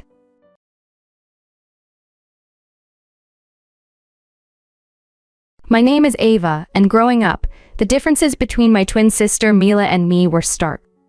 Mila was the family star, always in the spotlight, while I lingered in the shadows. Our father, a strict university Aiden, was deeply engrossed in his academic pursuits, leaving little time for anything else. Our mother, the epitome of a devoted homemaker, was relentless in her efforts to mold us into perfect replicas of her ideal. Living at home felt like an endless session of criticisms. My parents had envisioned a perfect family, and that vision certainly didn't include a daughter who preferred band t-shirts and solitude. "Ava, why can't you be more like your sister?" was a frequent refrain from my mother, especially when I dared to wear my headphones at breakfast as a shield from the world. Mila thrived under their praise, always meeting their expectations with ease. "I just don't understand why it's so hard for you to put on a nice dress and smile," she would say, her voice laced with annoyance as she flipped her perfect hair dismissively. One Saturday, as we prepared for one of my father's tedious faculty parties, a mandatory but dull affair, I decided to make a small stand. I applied my darkest eyeliner and donned boots that were far from what was considered appropriate. My mother caught me on the stairs, her eyes darting to my boots with disdain. "You're not going out like that, are you?" she asked, her tone heavy with disapproval. I shrugged, my go-to defense. "Don't see why not," I replied nonchalantly. She sighed, that long, exasperated sigh that branded me as the family's greatest letdown. "Please, Ava, just this once, can't you try to fit in?" she pleaded. "For what? So you can pretend we're the perfect family?" I retorted, weary of the constant pretense. "It's not about pretending. It's about showing respect for your father," she countered sharply, her voice rising with urgency. Mila, overhearing our exchange, chimed in as she clicked her way authoritatively down the hall. "Mom's right, Liz. It's not that hard to look decent. Why do you always have to make things difficult?" "Maybe I don't want to be a clone of you, Mila," I snapped back, my frustration boiling over. I detested these confrontations and the constant comparisons. Just then, our father appeared at the foot of the stairs, his expression stern. "Enough," he commanded firmly. "Ava, go change now. We're leaving in 19 minutes. His authoritative tone left no room for argument. He didn't need to raise his voice. The disappointment in his eyes said it all, pressing down on me like a heavy weight. Marching back to my room, I reluctantly swapped my boots for bland flats and removed half of my eyeliner. The car ride to the party was filled with an eerie silence, broken only by the classical music my father played to calm his nerves. I gazed out the window, watching the trees blur by, and made a silent vow to myself. Someday, I'd live a life where no one could dictate my clothes, my behavior, or my identity. I'd be free from the crushing weight of these expectations. My room was my sanctuary, the only space in our house where I felt I could breathe. Unlike the rest of our meticulously arranged home, my room reflected my own choices. It was adorned with sketches and music posters, a small rebellion against the order outside its walls. It was here that I could escape, even if just momentarily, from my family's relentless standards. One evening, lost in the melodies of my favorite bands, my father barged in, his expression clouded with disapproval. "Ava, turn that noise down. And why haven't you been studying with Mila? You both have exams coming up," he demanded, his tone stern. I removed one earbud, trying to keep my voice steady. "I've been studying, just not with Mila." "I learned better alone," I replied. He shook his head, clearly skeptical. "You know the rules. Your sister gets good grades, and you should be doing the same. Why must you always complicate things?" "It's not about complicating things," I countered, my frustration mounting. "I just don't see why I must follow Mila's way of doing everything. Can't I have my own study method?" He didn't answer, instead shifting his focus. "And those friends of yours? I saw you with them at the cafe yesterday. They're not a good influence. You should be spending time with the daughters of my colleagues. They're more suitable." My temper flared. "Suitable for what? For you? Because they talk about economics and pretend to enjoy those dull university gatherings?" Before he could respond, my mother appeared at the doorway, her tone just as sharp. Ava, your father is right. Those girls come from good families. They know how to behave. They're the kind of friends you should want. I stood up, facing them both. What if I don't want friends who are chosen for me? What if I want to choose my own friends? Choose my own path? My voice echoed slightly in the small room, a stark reminder of the divide between us. What I study or even what I want to be, that's enough, Ava, my mom declared, her tone leaving no room for debate. You know your future is with the university. Your father has ensured that. And after you graduate, you'll need to start thinking about settling down. We've already discussed this. Settling down? The words lingered in the air, feeling like a verdict on my life. You mean start thinking about being someone's wife? Like Mila? Is that all you see for me? Mom's expression softened, but her voice remained resolute. We want what's best for you. Following the path we've laid out will give you a good life. A good life? I echoed, the words tasting sour. Is it really a good life if it's just someone else's idea of good? No one responded. They didn't have to. The silence was answer enough. They had their plans and they expected me to conform, just like Mila had. Mila and I were like two sides of the same coin, always together, yet never truly aligning. At university, where Dad taught, our differences became even more pronounced. She thrived in marketing manager, the golden child, always engaging in lectures and impressing Aiden with her insightful questions. Meanwhile, I felt like I was constantly wearing a shoe on the wrong foot, awkward, uncomfortable, and utterly misplaced in the same program. One afternoon, as I sat surrounded by a mountain of textbooks in the library, Mila breezed in, her notes impeccably organized and her smile poised. Hey Liz, you coming to the study group tonight? Aiden mentioned he's dropping by. It could be good for us to show face, she said, her voice light yet pressing. I looked up, weighed down by the expectation in her words. No, I don't think so. Those events aren't really my scene, you know? She frowned, placing her books down with a thud that echoed her disapproval. It's not about it being your scene, Liz. It's about making the right impressions. You need to start taking this seriously. We're graduating soon. I shrugged, turning back to my notes. I am taking it seriously, just not in a way that makes me miserable. Why bother pretending? Because, Liz, sometimes you have to play the game to get ahead. You think I enjoy all this? She gestured around at her perfectly tabbed textbooks and color-coded notes. It's not about liking it, it's about doing what's necessary. Her words hung between us, a stark reminder of the different worlds we inhabited, even as we shared the same spaces. What's necessary? I shook my head, pushing back my chair with a loud scrape. Well, maybe I'm tired of doing what's necessary, according to everyone else. Did you ever think of that? My voice carried a mix of fatigue and defiance. Mila's expression softened slightly, though her eyes remained resolute. Liz, I'm just trying to look out for you. Dad's not going to be around to sort things out forever. What are you going to do if you keep alienating everyone? Maybe I'll figure it out on my own. Maybe I don't need to follow Dad's roadmap or yours, I shot back, feeling a surge of independence. Mila sighed, her frustration evident. You're so stubborn. Just try, okay? For me, if not for yourself. Show up tonight. Talk to Aiden. It won't kill you. I looked at her, really looked, and saw not just my annoyingly perfect sister, but someone who actually cared in her own way. Fine. I'll think about it. Thank you, she said, her smile returning. It's not that bad, you know. You might even like it if you gave it a chance. Doubt it, I muttered, though a part of me knew I'd lost this round. For Mila, I'd show up, sit through another discussion, and nod at the right times. It was just a few hours, I told myself. How bad could it be? As it turned out, it wasn't as bad as I thought. Aiden was surprisingly engaging when he wasn't lecturing from a podium. I even found myself asking a question, which earned a shocked but pleased look from Mila.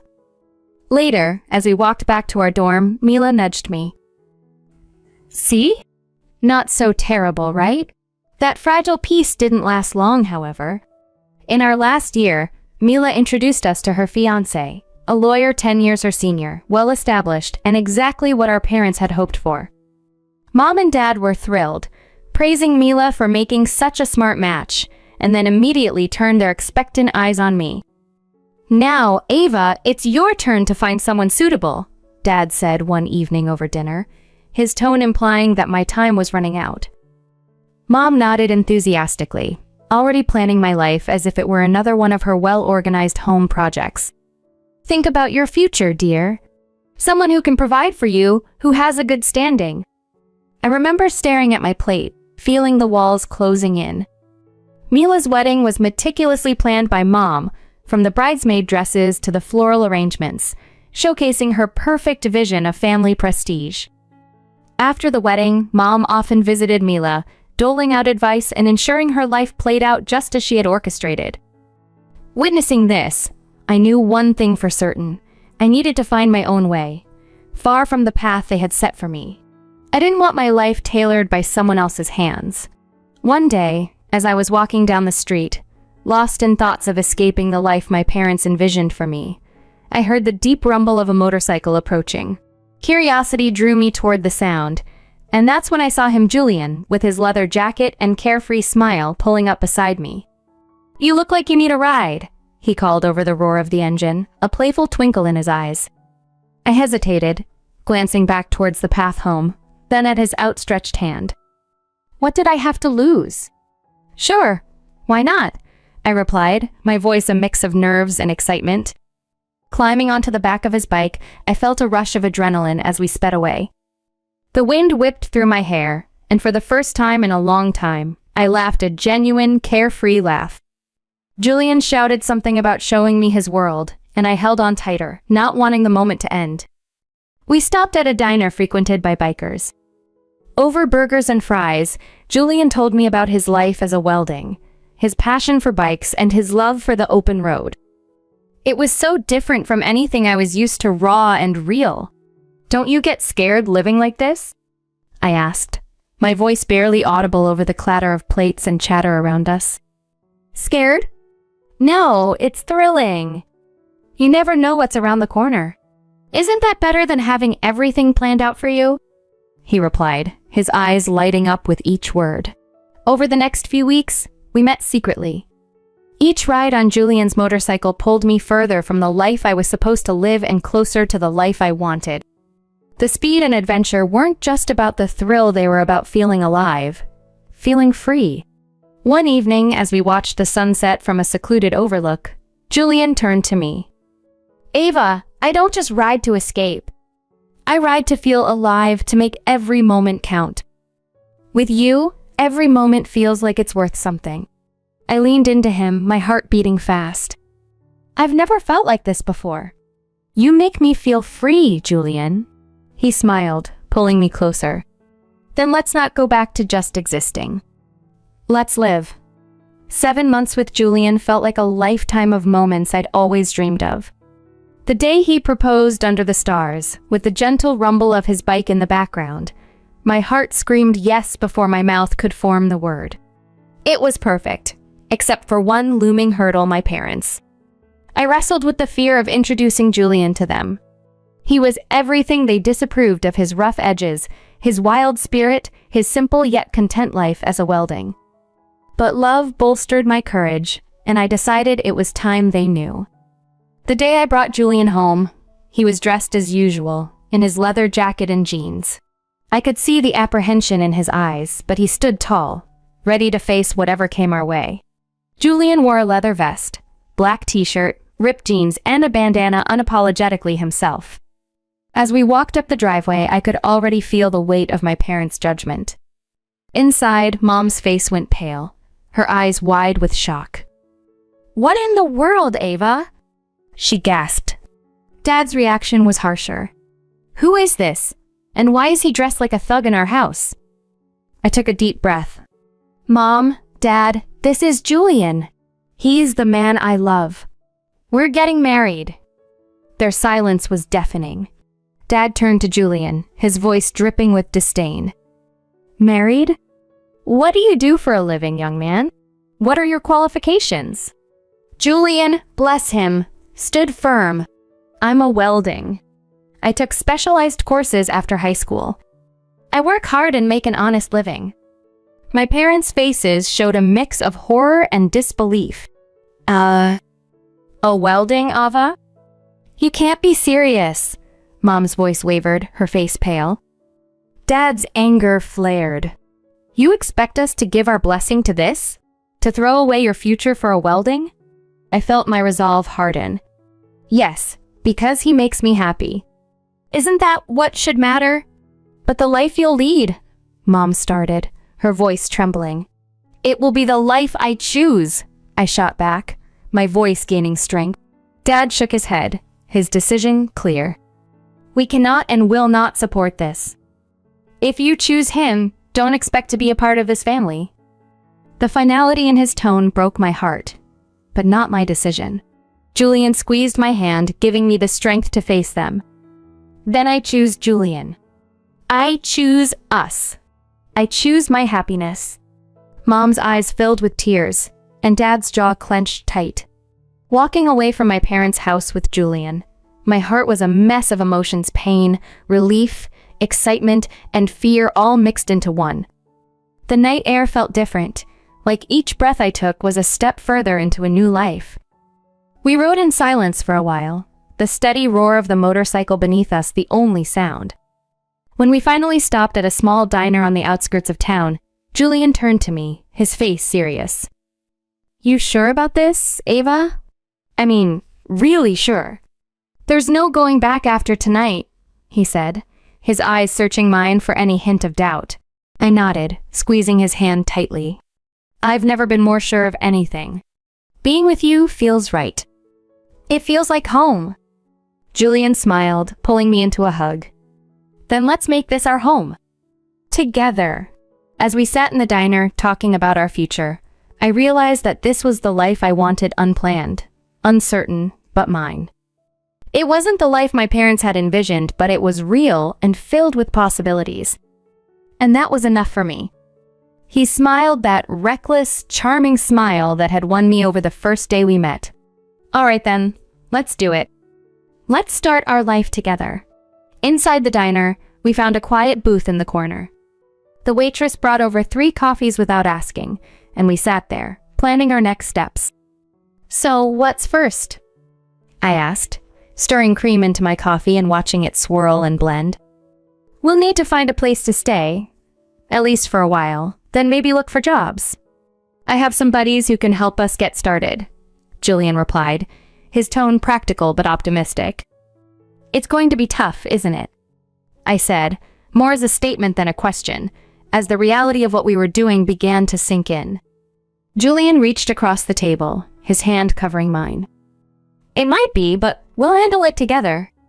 Tough is nothing new for either of us, right? I couldn't help but laugh, a short, sharp burst of genuine amusement. Right. Together. We spent hours in that diner, talking and planning. Every so often, Julian would throw out an idea that sounded so wild and free that it made my heart jump. And maybe one day we'll save enough to take that road trip across the country, just you, me, and the open road. I like that, I said, allowing myself to dream bigger than I had ever dared. Riding back into the city, we began our search. The next weeks were a blur of activity. We found a small apartment on the edge of town, nothing fancy. But it was ours. Julian found work at a local garage, and I picked up shifts at a nearby diner. Life was hard, but it was ours. We made do with what we had, and every night, when we came home to each other, it felt like we had everything. Months later, we decided it was time to make it official and got married in a small, intimate ceremony. I held on to a sliver of hope that my family would show up, that they would see how happy I was and let go of their prejudices. But the chairs reserved for them remained empty, and no congratulatory messages came. Despite the sting of their absence, the day was perfect because it was ours. Over time, I grew incredibly close to Julian's mom. She welcomed me with open arms, calling me her daughter, and filling in the gaps left by my own family. Her warmth and acceptance healed some of the wounds left by my parents' rejection. Things were finally looking up for Julian and me. After he completed additional diving training and became a certified underwater welding, his income shot up to $177,000 a year. That change made a world of difference. We managed to buy our first home, a small but cozy house with a backyard perfect for summer barbecues and stargazing at night. Our life was simple but filled with love and freedom, the very things I had always longed for. And as we built our future together, I knew that choosing Julian, choosing us, was the best decision I had ever made. We bought a townhouse in a nice area, the kind of place I had always dreamed about but never thought I'd actually live in. I started working as a dispatcher in Julian's company. It wasn't just a job, it felt like I was part of something important, supporting the man I loved and building our future together. On weekends, we would escape the city on his bike, roaring through winding roads and taking in breathtaking views of nature. Those moments, with the wind in my hair and his warmth against my back, were pure bliss. Living nearby, my mother-in-law became a frequent visitor. One afternoon, while Julian was tinkering in the garage and I was fixing us some coffee, she arrived looking a bit troubled. "There's been some ugly news," she said as she settled down at the kitchen table. Something about Aiden at the university involved in a harassment scandal. My heart skipped a beat. "Oh, did they say who it was?" I tried to keep my voice steady, dreading the answer. She shook her head. "No, they didn't mention a name on the radio, but you know how these things go. It's probably all over the TV by now." Nodding, I turned on the television and tuned into the news. Sure enough, there was a report on the scandal, and as I had feared, my father's face appeared on the screen. The anchor detailed the accusations against him, and I felt a cold wave of disbelief wash over me. Turning off the TV, I sat down heavily, trying to process the news. Julian came in, wiping his hands on a rag, and saw my face. "What's wrong, babe?" he asked, his brow furrowed in concern. I swallowed hard, my voice barely a whisper. "It's my dad. He's been accused of harassing a student." Julian's expression hardened for a moment before he came over and took my hand. "I'm sorry, Ava. That's tough news. How do you want to handle this?" I shook my head, feeling lost. "I don't know. I mean, what can I even do? It's not like we're close anymore." He squeezed my hand, his eyes filled with understanding. "Whatever you need, I'm here for you. We don't have to figure it all out right now." I decided to wait and see how things unfolded before making any moves. Whatever decision I made, I knew I'd have Julian by my side, and that was the reassurance I needed to face whatever came next. Life had been peaceful until that unexpected afternoon at work, when a familiar car pulled into the parking lot. It was my mother's car, and my heart sank as I watched her step out, looking around as if searching for something or someone. Taking a deep breath, I walked outside to meet her. "Mom, what are you doing here?" She looked at me, her eyes filled with a mix of anger and desperation. "Ava, we need to talk about your father." I braced myself for what was sure to be a difficult conversation. "All right, let's talk." We found a quiet spot, and she began to speak, her words tumbling out in a rush as she tried to explain, justify, and seek my support all at once. As I listened, I realized that this was my moment of truth. I had to decide where my loyalties lay, and how much of my old life I was willing to reconcile with my new one. But with Julian's unwavering support, I knew I could face whatever came next. We would navigate these challenges together, just as we had faced every other obstacle. This was my life now, and I was determined to live it on my terms. I hadn't seen my parents in a long while, and their sight stirred up emotions I thought I had buried. They looked dramatically changed. The scandal had taken its toll. Mom had lost a lot of weight and looked years older, while Dad appeared broken, a shadow of the stern man he once was. When my mother spotted me, she rushed over with open arms as if nothing had happened, as if years of distance and disapproval could be bridged in an instant. But I couldn't embrace her, not now. Instead, I stepped back and took Julian's hand, finding strength in his presence. "Ava, It was so hard to find you, Mom said, her voice cracking with emotion. Dad, ever the gruff one, cut to the chase with a harsh, bitter voice. I was accused unfairly, you know. I went to your sister's husband for help, but that bloodsucker wanted a fortune. Your sister sided with him, and now they've kicked us out. We need your help. I stared at them, disbelief and anger swirling inside me. Help? After all these years, you show up and demand help? We have nowhere else to go. Mom's voice was desperate. They've disowned us too. We thought maybe we could stay with you. I almost laughed at the absurdity. Stay with me? After you disowned me? You made it clear I wasn't your daughter anymore. Dad's face turned red, his old temper flaring up. You owe us, Ava, after all we've done for you. That's where you're wrong, I interrupted, feeling Julian squeeze my hand in support. I don't owe you anything. You threw me out because I chose my happiness over your demands. And now you want to just move in and pretend like we're a family? The situation was spiraling, and I could see people watching, a crowd beginning to form. Mom started to cry, her sobs loud and attracting even more attention. You're being ungrateful after everything we've done for you, she accused through her tears. I took a deep breath, my decision clear. No, Mom, I'm not ungrateful. I'm free and happy. You made your choices, and now you have to live with them. As we walked away, I heard my dad yelling, but Julian leaned over and quietly told the security team, don't let them come here again. The following months flew by, filled with love and peace. We welcomed a son, marking a new beginning in our growing family. My parents never came back. That day in the parking lot was the last I saw of them. While part of me grieved for what could have been, I knew I had made the right choice for me and my family.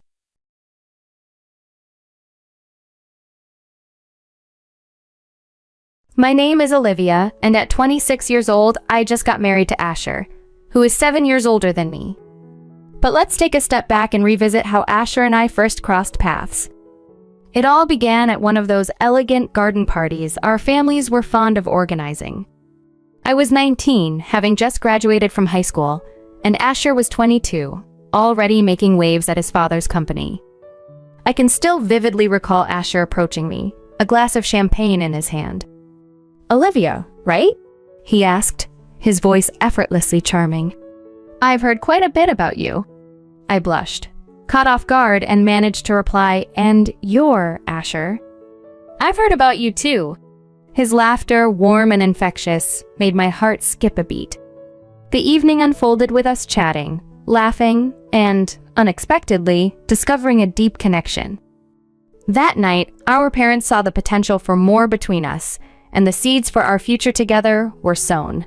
Several years passed before their vision came to life, but not without us agreeing to a straightforward prenuptial agreement. If one of us strayed, the other could end the marriage and walk away with $5 million. Confident in our loyalty, I signed without hesitation. On the day we signed the agreement, my father, a man of deep emotions but few words, looked at me with concern. Are you sure you're okay with this, Olivia? He inquired. Despite his worries, I reassured him with a hug, saying, It's fine, Dad. I trust Asher and he trusts me. It's merely a precaution. Asher, who had insisted on the prenup, echoed my feelings. If you're uncomfortable, we can talk more about it. But I reassured him with a smile. I'm fine with it, Asher. I trust you. His smile in return was warm and genuine. Thus began our shared life journey. We celebrated our union with a lavish wedding that became the talk of the town. I was thrilled about starting this new chapter, blissfully unaware of the challenges that lay ahead. After the wedding, we settled into a gorgeous home on the city's outskirts, living out what seemed like a dream. Asher was kind, attentive, and for a time, everything was perfect. Our honeymoon was a picturesque escape to a sunny beach resort where we basked in the bliss of our new life together. However, once we returned from our honeymoon, I noticed a stark change in Asher. He became distant, often lost in his thoughts. He would return from work late and head straight to bed without a word. And gradually, we began sleeping in separate rooms, eating at different times and barely exchanging words. One day, I couldn't bear the silence any longer. "Asher," I began, trying to keep my voice steady. "What's going on? You've been so distant since we returned from our honeymoon." He looked at me, his eyes lacking their former warmth. "I've just been swamped with work, Olivia," he replied, avoiding my gaze. I pressed further, but we barely talk anymore. "It feels like we're strangers in our own home." He sighed, running his fingers through his hair. "I know, Olivia. I'm sorry. I'll try to make more time for us." However, nothing improved. In fact, things deteriorated. Asher started coming home even later, sometimes not until the early hours. He stopped having meals with me, and our interactions dwindled. I couldn't help but suspect that he might be seeing someone else, a thought that twisted my stomach. But I couldn't ignore the signs. One night, when Asher arrived home late again, I confronted him. "Asher, are you seeing someone else?" His reaction was one of shock. "What? No, Olivia, I would never do that to you." But his absences continued, and I tearfully countered, "You're always out, and we never spend time together." He was firm in his response. "It's just work, Olivia. I'm not cheating on you." But I couldn't shake the feeling that something was amiss. Asher was no longer the man I had married. He was distant, cold, and seemingly hiding something. Overwhelmed by uncertainty and still deeply in love, I decided to investigate further. If Asher wouldn't open up, then I needed to find answers myself. Feeling guilty yet desperate, I checked his phone one day while he was showering. I found no suspicious messages or calls, but my heart sank when I saw he had been searching for apartments. Confronting him once more, I asked, "Asher, why are you looking at apartments? Are you planning to leave me?" He appeared startled. "No, Olivia, I was just looking." I wasn't planning to leave. "But why were you looking?" I asked, my voice trembling. I don't know, Olivia," he whispered back. I need some space." Feeling utterly confused and needing support, I decided to confide in my mom, who has always been my pillar of strength. My mom has always been my anchor, the person I turn to in difficult times. "Mom," I confided, feeling lost. "Asher has changed. He's not the person I married." As she listened, concern etched across her face. She tried to offer reassurance. "Olivia," she said gently, "you're both still adapting to married life. These things take time." I wanted to believe her, to think that this was just a rough patch and that everything would improve. But deep down, I sensed that Asher was concealing something significant from me. Despite trying to dismiss these thoughts, the unsettling feeling persisted, like a constant whisper in the back of my mind telling me that something wasn't right. A few weeks later, I decided it was time for a change. I confronted Asher, my resolve firm. "I need a job," I declared, meeting his gaze squarely. He seemed taken aback. "You want to work?" he asked, eyebrows raised. I nodded firmly. "Yes, I need to do something productive. I can't just stay home all day." He pondered for a moment before making an offer. "I could use someone at my foundation. We help children facing difficult circumstances. Would that interest you?" I was surprised but intrigued. Asher's foundation was renowned for its impactful work with children, a cause I had always admired. Without hesitating, I accepted. "Yes, I'd love to," I replied eagerly. Working at the foundation proved to be a revitalizing experience. I was busy and engaged in meaningful work. I met children who were incredibly resilient, having endured hardships no child should face. It was both heartbreaking and inspiring. This job not only kept me occupied, but also provided a distraction from the troubles at home. Though emotionally taxing, it felt rewarding to make a difference. For the first time in a long while, I felt genuinely happy. Yet, even amidst this new fulfillment, I couldn't ignore the lingering doubts about Asher's behavior. He remained distant and enigmatic, and I couldn't shake the feeling that something was wrong. Driven by a mix of betrayal and the need for clarity, I decided to take a drastic step. I hired a private detective. The urgency to know whether Asher was being unfaithful wasn't just about my self-worth. It was crucial for my peace of mind. Living under the constant shadow of doubt was unbearable. Moreover, there was the prenuptial agreement to consider. If Asher was indeed unfaithful, it wasn't merely a personal betrayal. It would be an expensive mistake for him. I found a reputable detective agency in the city, run by Joseph, an ex-cop known for his sharp eye and no-nonsense approach. I shared my story and my suspicions with him. He listened intently, his expression unreadable. "I'll do my best, Olivia," he assured me after I finished. "But I can't promise anything. If your husband is cheating, he's doing a good job of hiding it." I nodded, my feelings mixed as I expressed my need for clarity to Joseph. "I just have to know one way or another." I still remember the day Joseph came to deliver his findings, his expression somber, his eyes filled with empathy. "I'm sorry, Olivia," he said solemnly. "I couldn't find any evidence that your husband is cheating on you." Relief washed over me, yet there was an undertone of disappointment. I was relieved that Asher wasn't involved with someone else, but frustrated because it deepened the mystery of his changed behavior. If he wasn't cheating, then what was he hiding? "Are you certain, Joseph?" I whispered, barely able to conceal my dismay. "Nothing at all?" He shook his head. "I'm sorry, Olivia. I know this isn't the outcome you were hoping for." I thanked Joseph and settled his fee as he departed.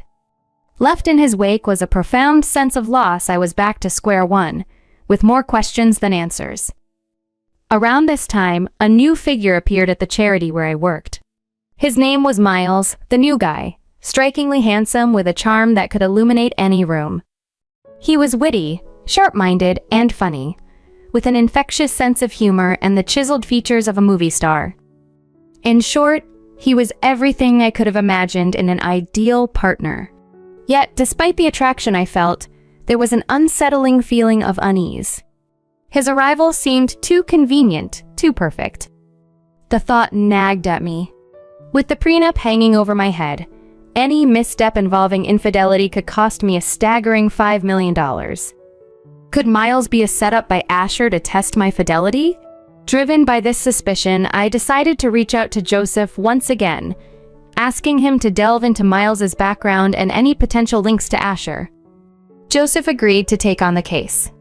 He began a meticulous investigation into Miles's past, scrutinizing his connections, his activities, and his interactions. Joseph was as thorough as ever, not overlooking any detail. Meanwhile, I tried my best to maintain a distance from Miles. It was challenging. His charisma and allure were magnetic, but the stakes were too high for me to let down my guard. Then, one day, Miles asked me out for coffee. I was torn. Part of me wanted to accept, eager to get to know him better, but another part of me was apprehensive, worried about what Joseph might uncover. "I'd love to, Miles," I said, my voice a mix of caution and curiosity.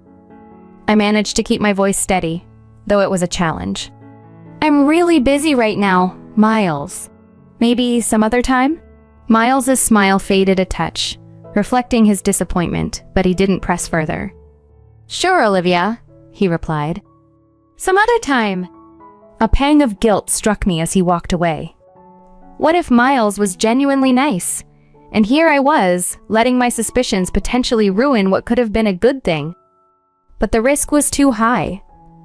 I couldn't afford to act until I had concrete answers. A few days later, Joseph returned with his findings, his demeanor serious, his eyes intense. "I'm sorry, Olivia," he began, "but your suspicions were correct. Miles is indeed working for your husband." A tumult of emotions surged through me, anger at Asher for setting a trap, relief that I hadn't fallen for it, and sadness that Miles wasn't the person I'd hoped he was. Above all, I felt vindicated. I wasn't paranoid. My suspicions had been justified. "Thank you, Joseph," I managed to say, my voice thick with emotion. "You've done an excellent job." Watching Joseph depart, I felt a strange sense of closure. I had narrowly avoided a costly mistake, yet I had lost something too, the illusion of an ideal man and the hope of finding love anew.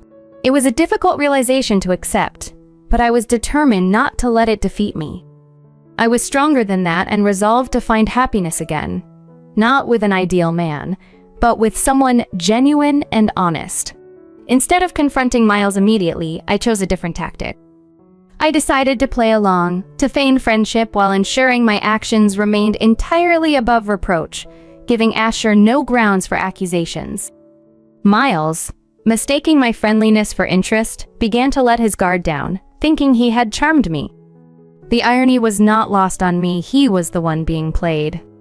Yet I never let Miles into the loop. I couldn't risk him reporting back to Asher, so I continued to maintain the friendly aid. One day, I decided to push things further and asked Miles to join me for lunch, framing it as a casual chat about our charity work. He agreed, a smug smile betraying his belief that he was making inroads. We chose a secluded spot in the cafe. "So Miles," I began, trying to sound nonchalant, "how are you finding the charity work?" He shrugged, confidence evident in his gaze. "It's good. Different but good." "And Asher?" I continued, keeping my tone steady. "What do you think of him?" Miles appeared momentarily surprised by the question. "Asher? He's okay, I guess." "Why do you ask?" I feigned casual interest, aiming to appear unconcerned. "Just curious. He seems like a bit of an enigma, doesn't he?" Miles laughed, visibly relieved. "Yeah, he can be hard to read." His response was light, but I sensed an undercurrent of tension.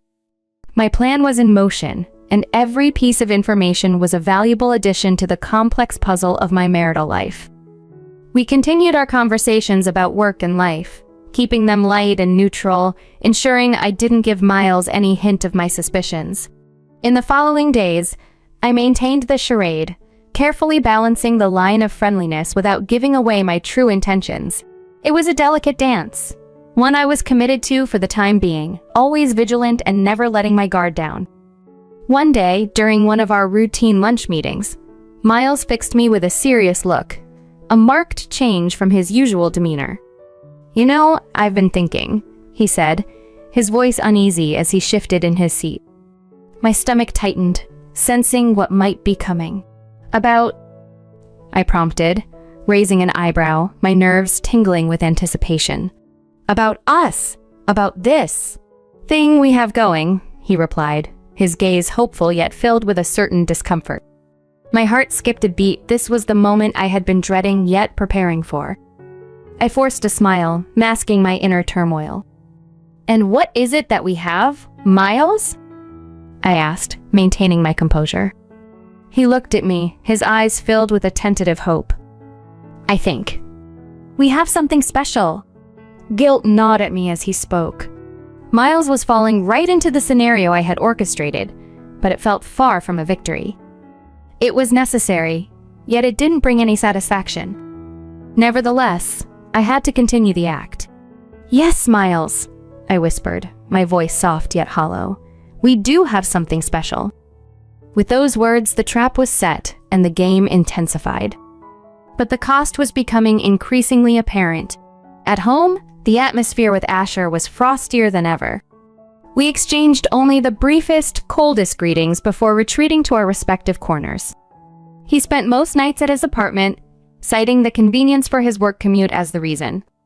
One Sunday afternoon, I called Miles, infusing my voice with a feigned warmth. I invited him over, and he likely thought I was finally ready to succumb to his advances. But he was utterly mistaken. As he stepped into my home instead of a welcoming scene, he was met by my stern-faced old classmate, now a police officer who had agreed to assist me. The surprise on Miles's face was immensely satisfying. The officer promptly checked Miles's documents, which, unsurprisingly, turned out to be as fake as they could be. Now it was time for my move. I presented Miles with a choice. He could either continue to align with Asher and face the legal repercussions for his fraudulent activities, or he could switch allegiances and work for me. After a tense moment, Miles's eyes flickered between the officer and me before he nodded in agreement. Checkmate, Asher. With Miles now ostensibly on my side, the real challenge began. I had turned Asher's pawn against him, but I was under no illusion about the complexity of the game ahead. Asher was shrewd and wouldn't be easily outmaneuvered. In the days that followed, I kept a close watch on Miles, aware that despite his apparent cooperation, my trust in him could not be absolute. Miles was unpredictable, a wild card whose loyalty I couldn't entirely trust, yet in our current situation, he was a necessary asset. One day, I called him into my office for a crucial conversation. "We need to talk," I said, my tone firm, reflecting the gravity of our discussion. He entered, a flicker of unease visible in his eyes. "About what?" he asked cautiously. "About Asher," I responded decisively. "I need to know everything, his plans, his strategies, all of it." Miles hesitated for a moment. "Okay, I'll tell you everything I know." With that, I had successfully turned Asher's own ally into my insider, bolstering my counterattack. This was merely the initial phase, however, the real battle loomed ahead. Asher was not the type to surrender easily, and I braced myself for the inevitable confrontation. This wasn't just a strategic game anymore, it had escalated into full-scale warfare. As days stretched into weeks, my impatience grew. I was eager to confront Asher, to prove I was not the naive pushover he perceived me to be. Joseph, who had become my trusted advisor, suggested a bold move. "Push Asher," he advised. "Make him believe you've fallen into his trap." It was risky, but I was prepared to take the chance. To execute our plan, Miles and I arranged a photo shoot, posing in ambiguous ways that, without context, could suggest an affair. Yet, we were meticulous, keeping the original photos which clearly depicted the innocence of our interactions, reminiscent of a harmless Sunday school gathering. Once the photos were processed, I handed them to Miles, sealed in an envelope. "Give these to Asher," I instructed, my voice resolute. Miles looked at me, his expression laden with concern. "Are you sure about this?" he pressed. "Once you start this, there's no turning back." "I know," I replied, my voice laced with steely determination. "And I'm ready." The following day at dinner, Asher's demeanor was unusually cheerful, convinced he had ensnared me in his ploy.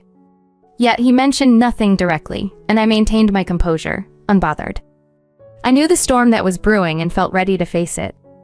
Meanwhile, Joseph was diligently working behind the scenes, gathering evidence against Asher. His expertise in uncovering the hidden truths was invaluable.